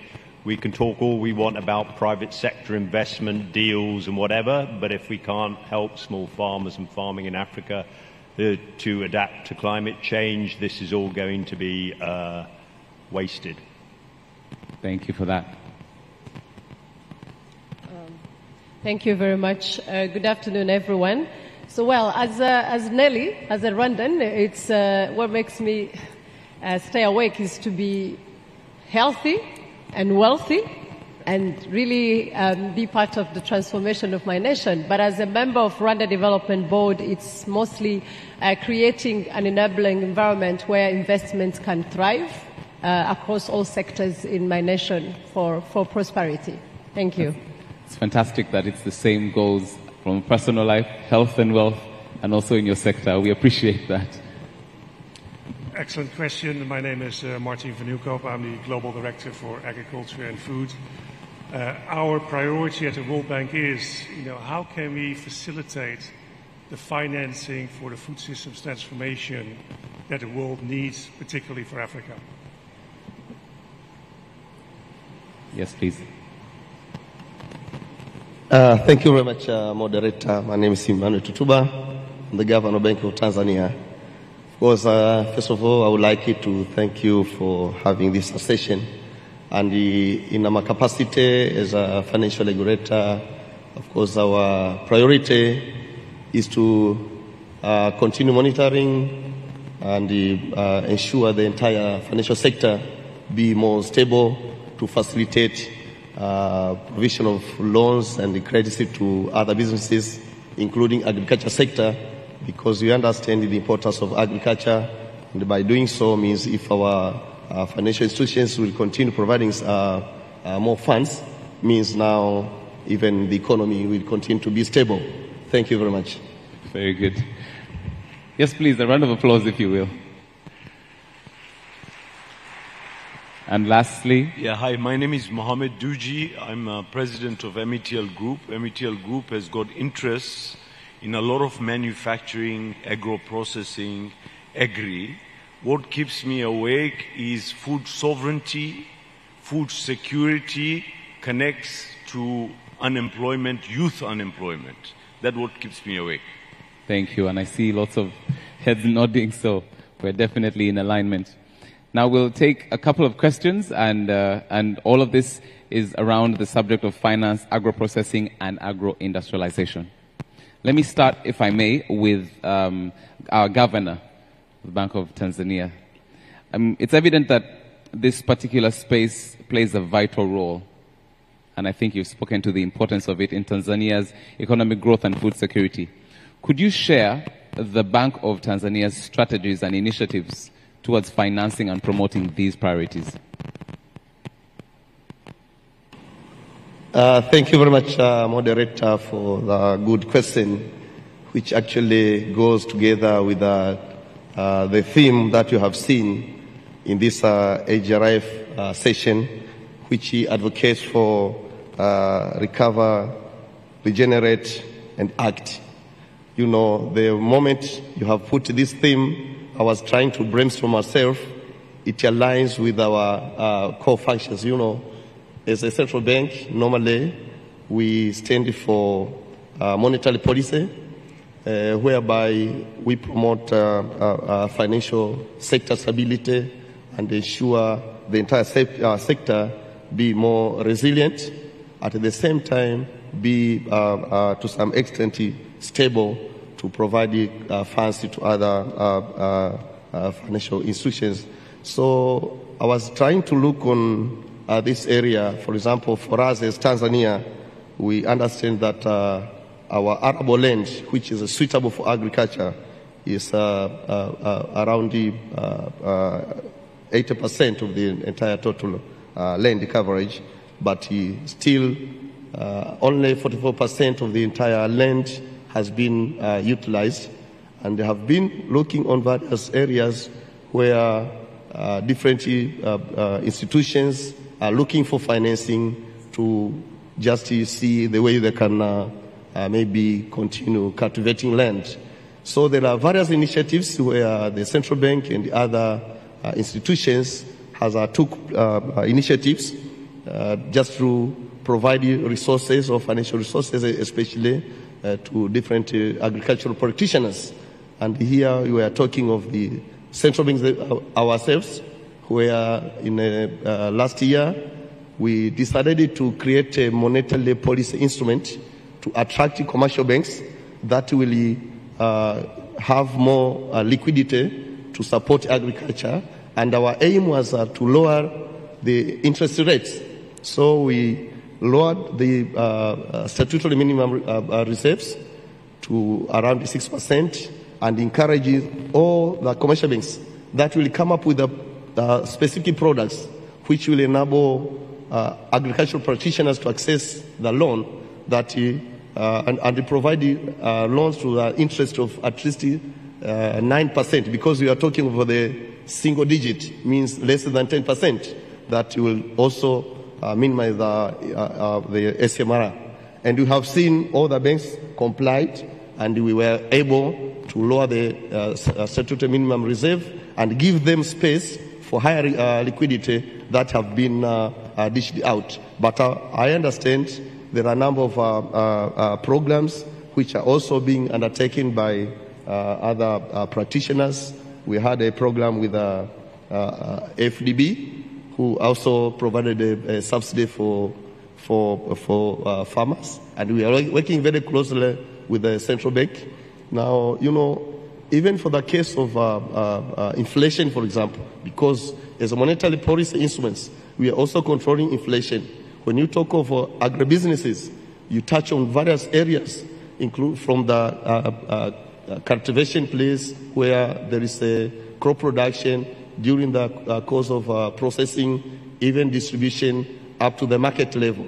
And all the financial institutions you will see, they are now at the front line, just supporting various initiatives to all the stakeholders. So I've seen this initiative that for us as Tanzania, since we have the Tanzania Tanzania Agriculture Development Bank, Tanzania Investment Bank, and other commercial banks that have opened the window, we are glad to see that we have been supporting agriculture in different ways, and including the issue of value chain, where now we have enough raw material that can be used to process a number of items, and by doing so means we are supporting the entire sector, but at the same time supporting economic growth for Tanzania. So there are so many things to share, and I believe time is not on our side, but I really appreciate to have this opportunity, but we can even share even after this session. Thank you very much for your time. Thank you very much. So that's from this. Please, a round of applause. A round of applause. A round of applause. So from Tanzania, let us go to Rwanda. We are all quite aware of the success that Rwanda is having in terms of attracting investment and also fostering the expansion of agro-processing and agro-industrialization. Could you speak to that? What is leading to this success? We would like to learn from you. Thank you very much. For the few hours I've spent in this country, I've learned the word hamjambo. Thank you. Good afternoon again. So Rwanda's strategic plan for agriculture transformation, biggest aim is to transform agriculture from subsistence sector to more of really knowledge-based and creating values or chain into a way that leads to economic transformation, but also food security, nutrition security. So government of Rwanda has undertaken different initiatives that I'll break down into maybe 4 categories. The first one is creating a conducive environment in terms of investment in general. Because when you're talking of agriculture, I believe even those who spoke before us, we are in an era where we see agriculture as a driver of investment and change and transformation, not only for just putting food on the plate. So it links, first of all, creating a conducive environment in terms of investments. I will say 2 examples. Today we have a one-stop center in Rwanda Development Board, where you get every service if you're an investor in any sector. Starting from registering your business, you can register it in 8 hours maximum. And then in 8 hours, you have business registered. And so, if I may interrupt you. Yes. Did you say 8? 8 hours. Did you say hours? Yes. Kindly give us a moment to let that sink in. I've had a few discussions with some of the people who are in this room, and sometimes there's infrastructure challenges that do not allow for anything that says 8 hours. So a round of applause. That sounds like major progress. Thank you. And I'll hand it back to you. So, and that is mainly enabled by the fact that you have every single permit, every single license you need, you get it under one-stop center. So that's one practical example that will lead also to agriculture investments when we talk of enabling agro-processing and so forth. The second one is also having rules and regulations that facilitate that. Our new investment code, for example, has facilitations that allow up to 15% preferential income tax. You can have 7 years of tax holidays if you are also in that sector. And then you can have also reduced corporate income tax up to 15% for agricultural exports. So setting up also rules, laws, regulations that enable that is also another step. The second one is now also access to finance. I'll mention 2 examples, practical ones. After COVID, we had what we called manufacture and build to recover.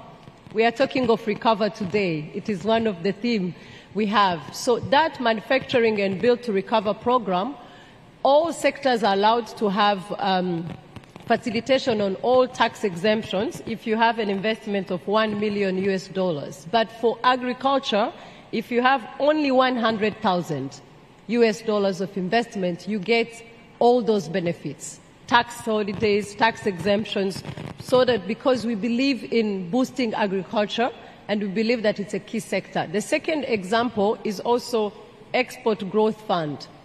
Today we have a fund that is channeled through our bank, Rwanda Development Bank, but also other commercial banks, where people in agriculture sector can have access to up to $600 million US. You have 2 years of period of grace.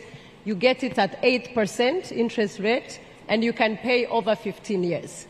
So that has been a catalyst also into allowing, because the discussion we've been having here is about also access to finance. The third one is intentionally creating large-scale agriculture. The government has today worked with private sector to create an example of what we call Gabiro Agri Hub. This is 15,600 hectares of land that has state-of-art infrastructure, that is having irrigation system, and all that is made available to the public sector for food security and for the crop of export. Wow. And the link of that, the last one, is that we work also with RDB, Rwanda Development Board, but also the National Agriculture and Export Board, to ensure that you have also market. Because my colleagues mentioned that you can have the production, but if you don't have market, it's not also going to yield the results you want in terms of export revenues. So those are briefly some of the initiatives, and we'll be happy to discuss more and more as we go around with the discussion. Thank you. Fantastic, fantastic, fantastic. I read a book that said, give honor where it's due. I think that deserves a bigger round of applause, if you will. Very good. If we may move over to the World Bank. Yes. How does the World Bank plan to promote, especially the conversation around inclusive and sustainable agribusiness development? Would you kindly share, especially when we are looking at addressing pressing challenges related to infrastructure, technology, and also access to markets? What is the strategy around that, sir? Excellent question.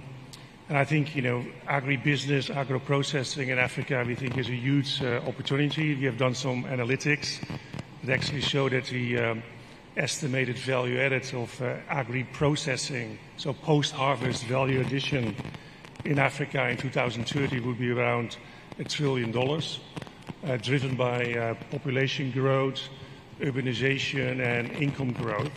I think we've also heard, from previous speaker, that the continent actually is having a growing import bill of food. That, of course, includes processed food. So it seems like that clearly Africa is not capturing the potential and the opportunities that's there. Our vision is that, when it comes to capturing that opportunity, that access to markets and access to finance actually go hand in hand. I don't think you can actually look at those issues separately.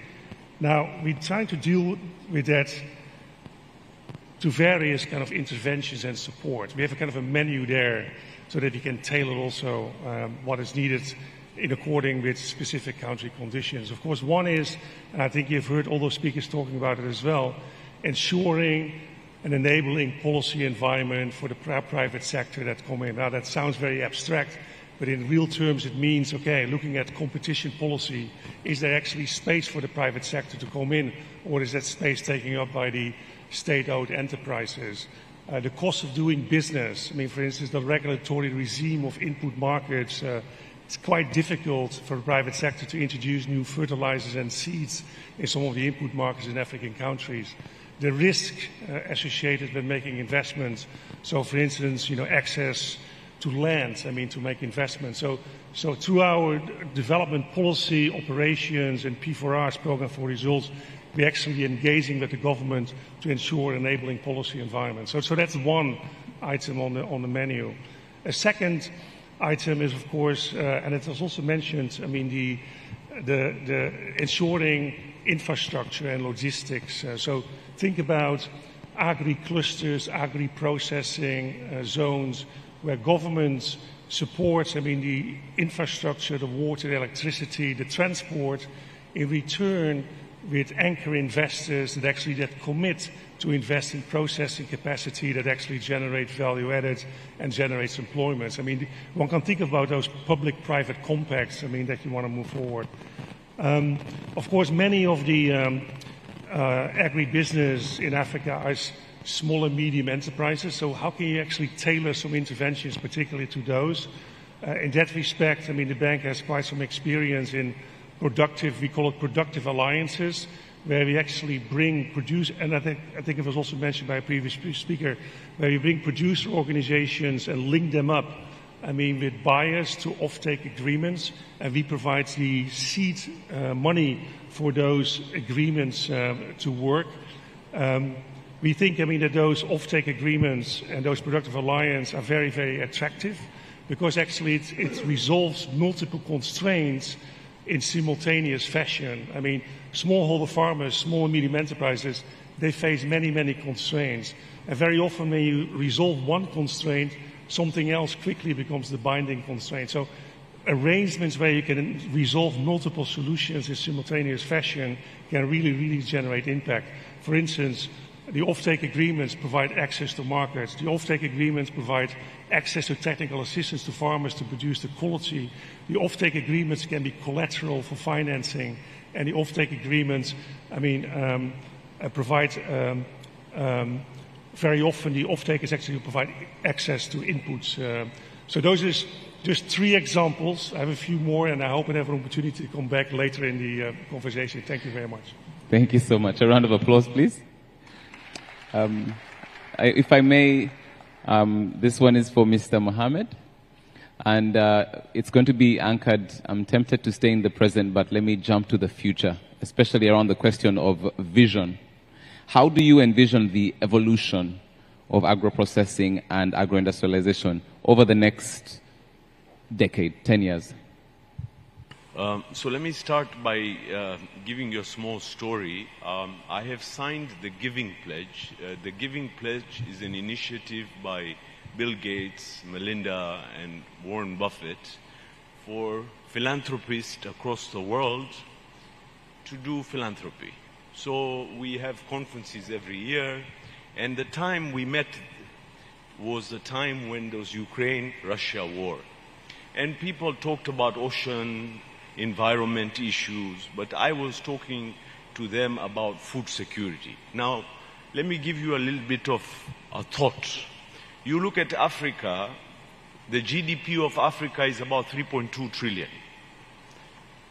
What is the population? 1.4 billion. If you take out the Nigerias, the Morocco, the Egypts, a little bit of a South Africa, you have an Africa where per capita income is $1,200. You're talking about $100 a month. Now, when I did a little bit more research, out of that $100, $70 is being spent on food. Now, when the war erupted, fuel prices doubled. Edible oil prices in terms of sunflower, Ukraine was a problem. Rapeseed in Canada was a problem. Palm, the Indonesians put a ban. That doubled. Grain prices because of the corridor of Black Sea doubled. So that means freights doubled. So the goods come into countries like Tanzania where you have to pay taxes. 10% on $200 does not equal to 10% on $400. So costs pile up, costs pile up, costs pile up. So the conclusion of the matter was that an average African who could buy $70 worth of food could only afford $35 worth of food. Now comes a big problem. Then you go into malnutrition and etc., etc. So I feel the vision, look, India, Europe, a lot of Western countries have made big strides in agricultural revolution. So let's go back and think that why we, Africa, we've talked, I heard the minister talking about the arable land that we have in Africa, the young population we have. So why are we not being able to break, to become food sovereign and export to the world and feed the world? Why? Question we have to ask, right? Because we've been talking about agriculture and agro-processing for years and years. So one, I think that, and again, I love what the minister said in one of his statements, that agriculture is not politics. Yes. And I loved it because I believe a lot of African leaders are politicizing land. Now, there's a background in South Africa. Yes, there's a problem, or Rhodesia, there's a problem. But countries like Zambia, Tanzania, etc., we don't have a problem. And as much as I would like to believe smallholder farmers are very important, because I'm in the tea business, we have extension services, we give fertilizers, we give transparency in terms of pricing, etc., etc. But the conclusion of the matter is you need large investment. So I have been raising this fund of $1 billion to invest in agriculture so that we can create food surplus and avoid using our hard currency to import and further hurt our African economies. Very good. A round of applause, please.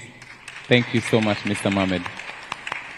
If I may come to Mr. Eric Fierol. I noticed you gave a big thumbs up to that.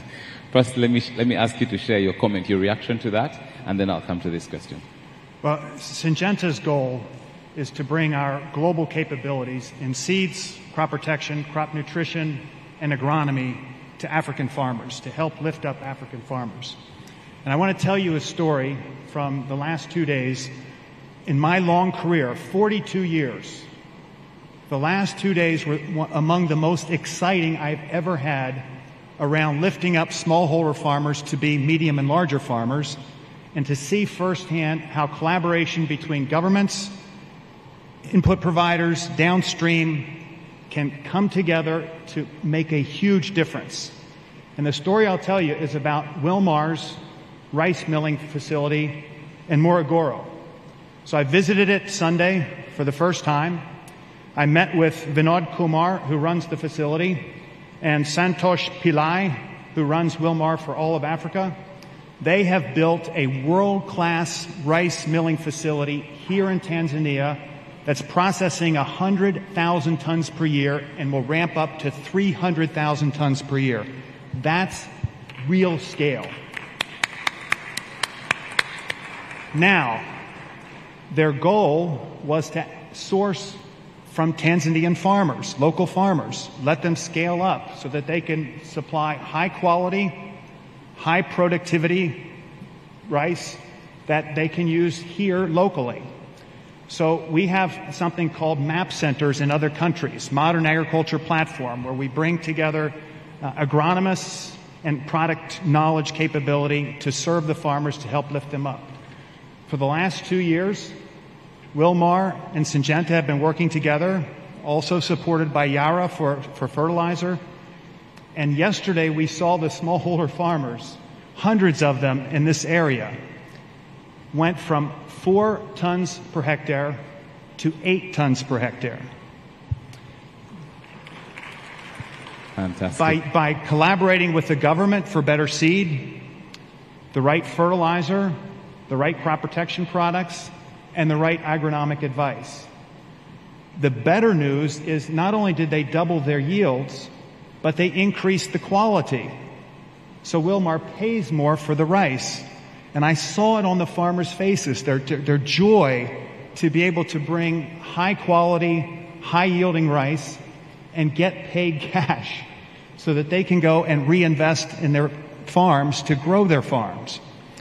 So my point is, we have the technology, we have the capabilities. If we collaborate, governments, downstream companies, upstream companies, NGOs, and put our thinking, put our capabilities together, we can make this happen in the next few years. Africa can feed itself and become an exporter. Big round of applause. Thank you. I do notice that my question to you was going to be about scaling, because it's definitely a passion that you have. Perhaps maybe we could stay there a little bit. What would make the submission that you've given, what would take it to the next level? What would be the cherry on top of all that? On top of all that, the positive and the progress that's happening? I think what we see a lot of, and I've been watching this for many, many years, and we've been trying many things, is that we often bring a piece of the solution. So a new digital tool, a new seed, agronomic advice.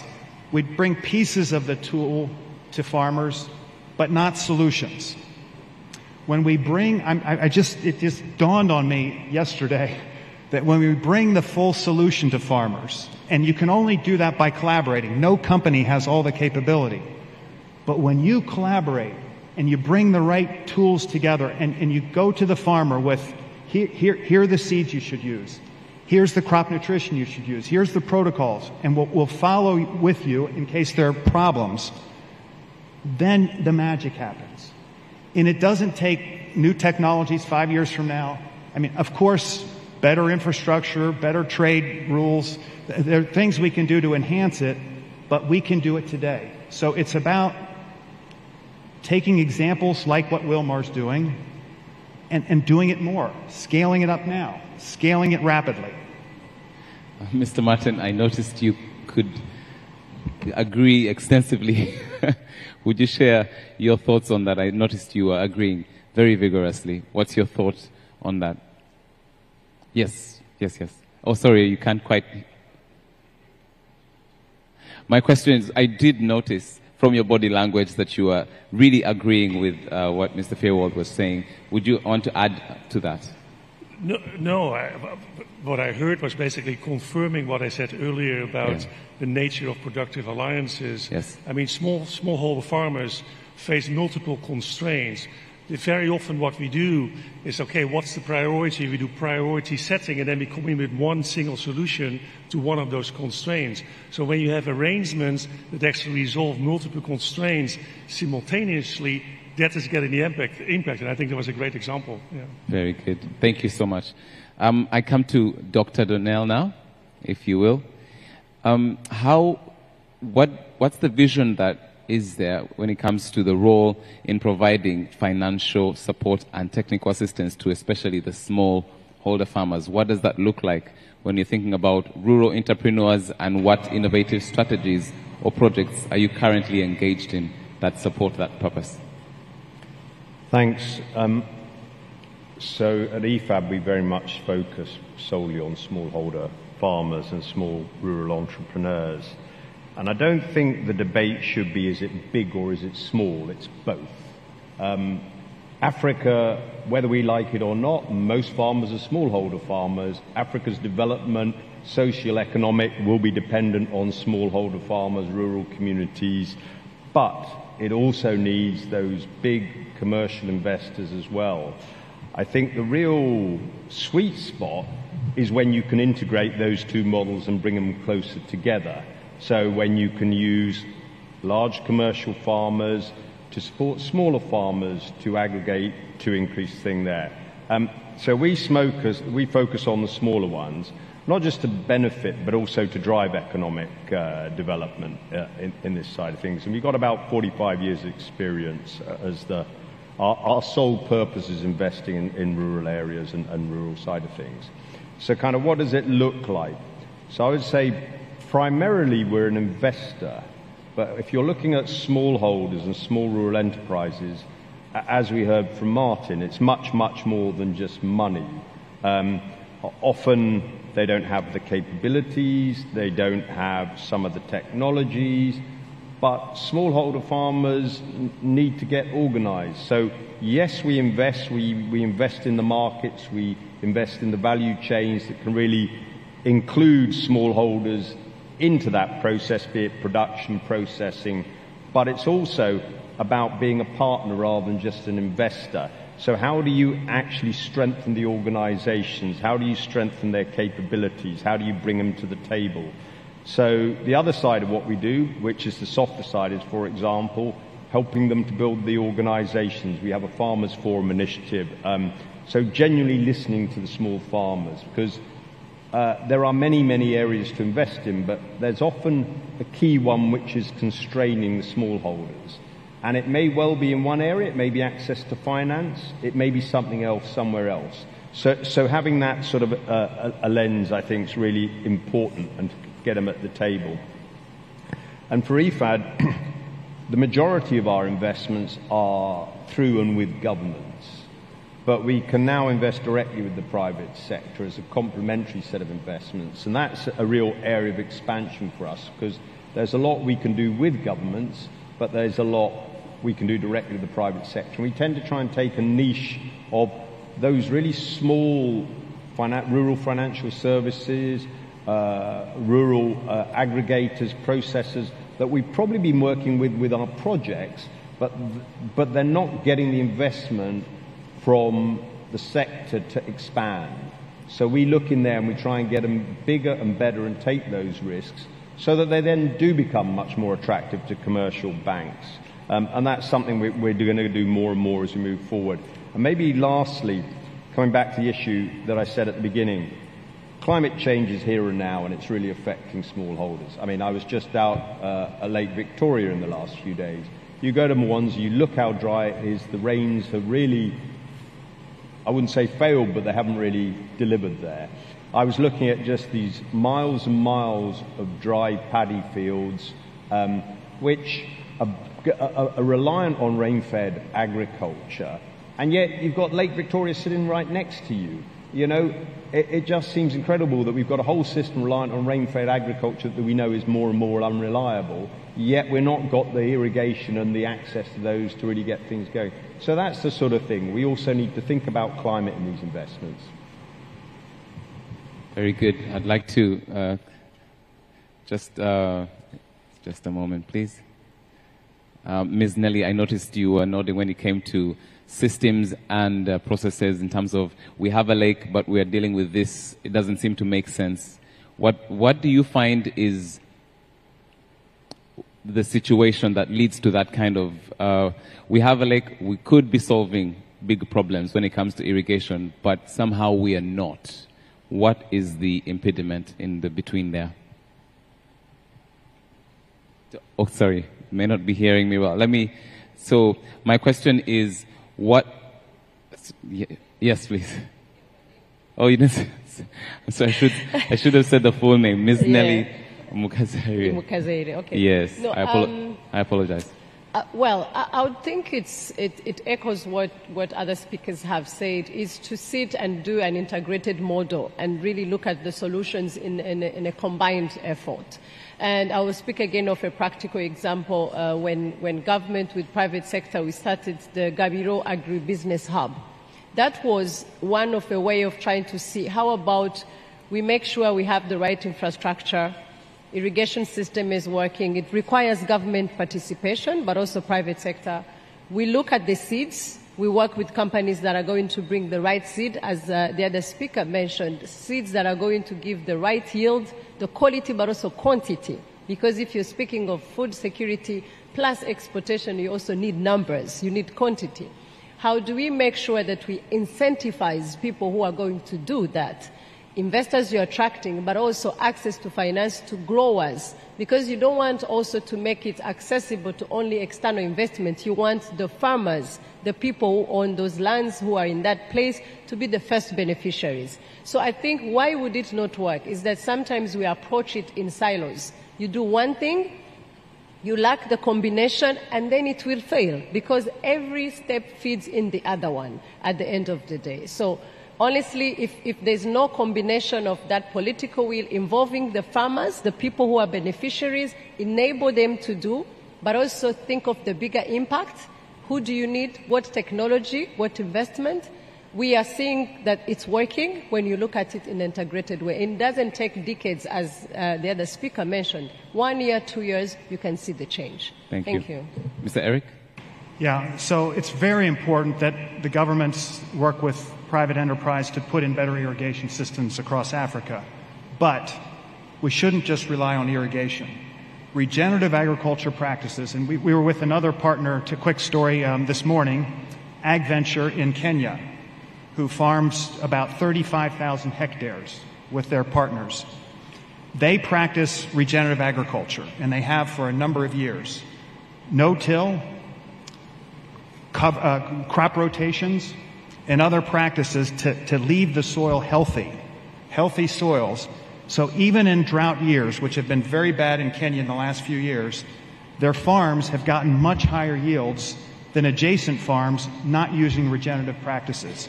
So let's support farmers to not only get access to irrigation, but also to use regenerative practices to get better yields today under drought conditions, because drought is happening more and more across Africa and across the world. Thank you. So we have 2 minutes. I'd like to give 1 minute to Mr. Mohammed and 1 minute to our governor.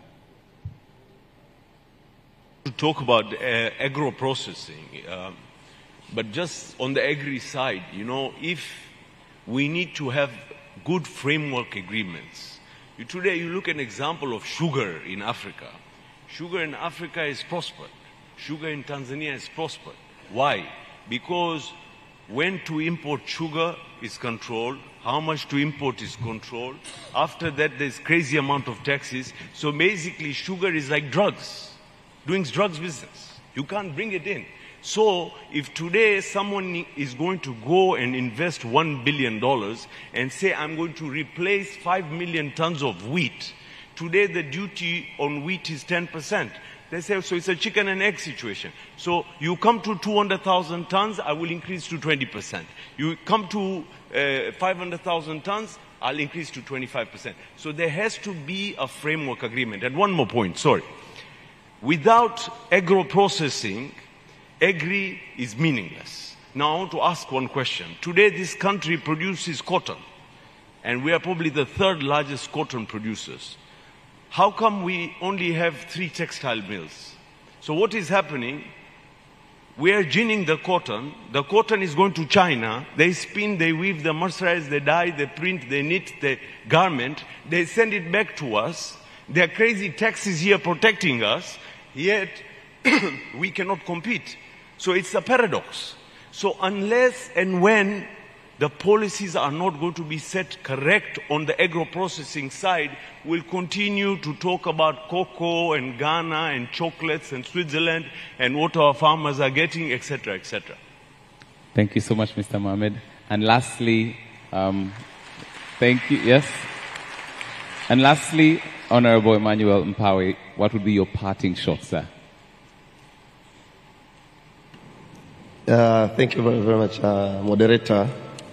I really appreciate that in general I'm looking agriculture sector as a profitable sector.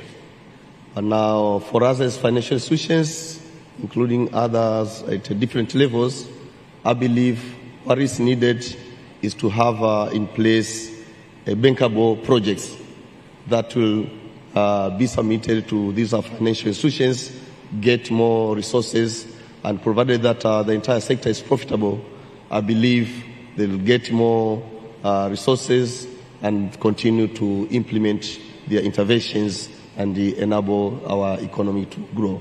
Thank you very much. Very good. A big round of applause for our panelists. I'd invite them to take their seats. Thank you so much for your contribution. It means a lot. A bigger round of applause, I think. Yes, thank you so much. In case you came in the middle there and you were wondering exactly what the subject was, well, we've been listening to our multi-stakeholder panel, and we're looking at how we bring the voice of private sector investors and deal room partners into this conversation. And we've had quite a bit of their experience, and I must note that it was heavy on passion, and we know that Africa is in good hands with people like this. I must say it is a beautiful thing to see you exchanging cards. Fantastic.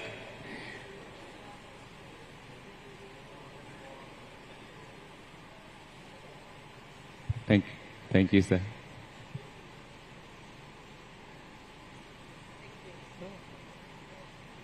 Thank you very much.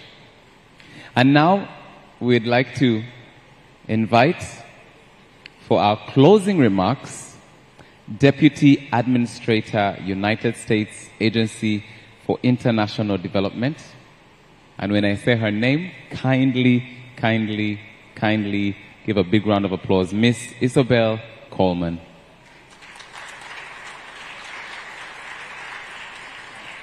Keep the applause coming.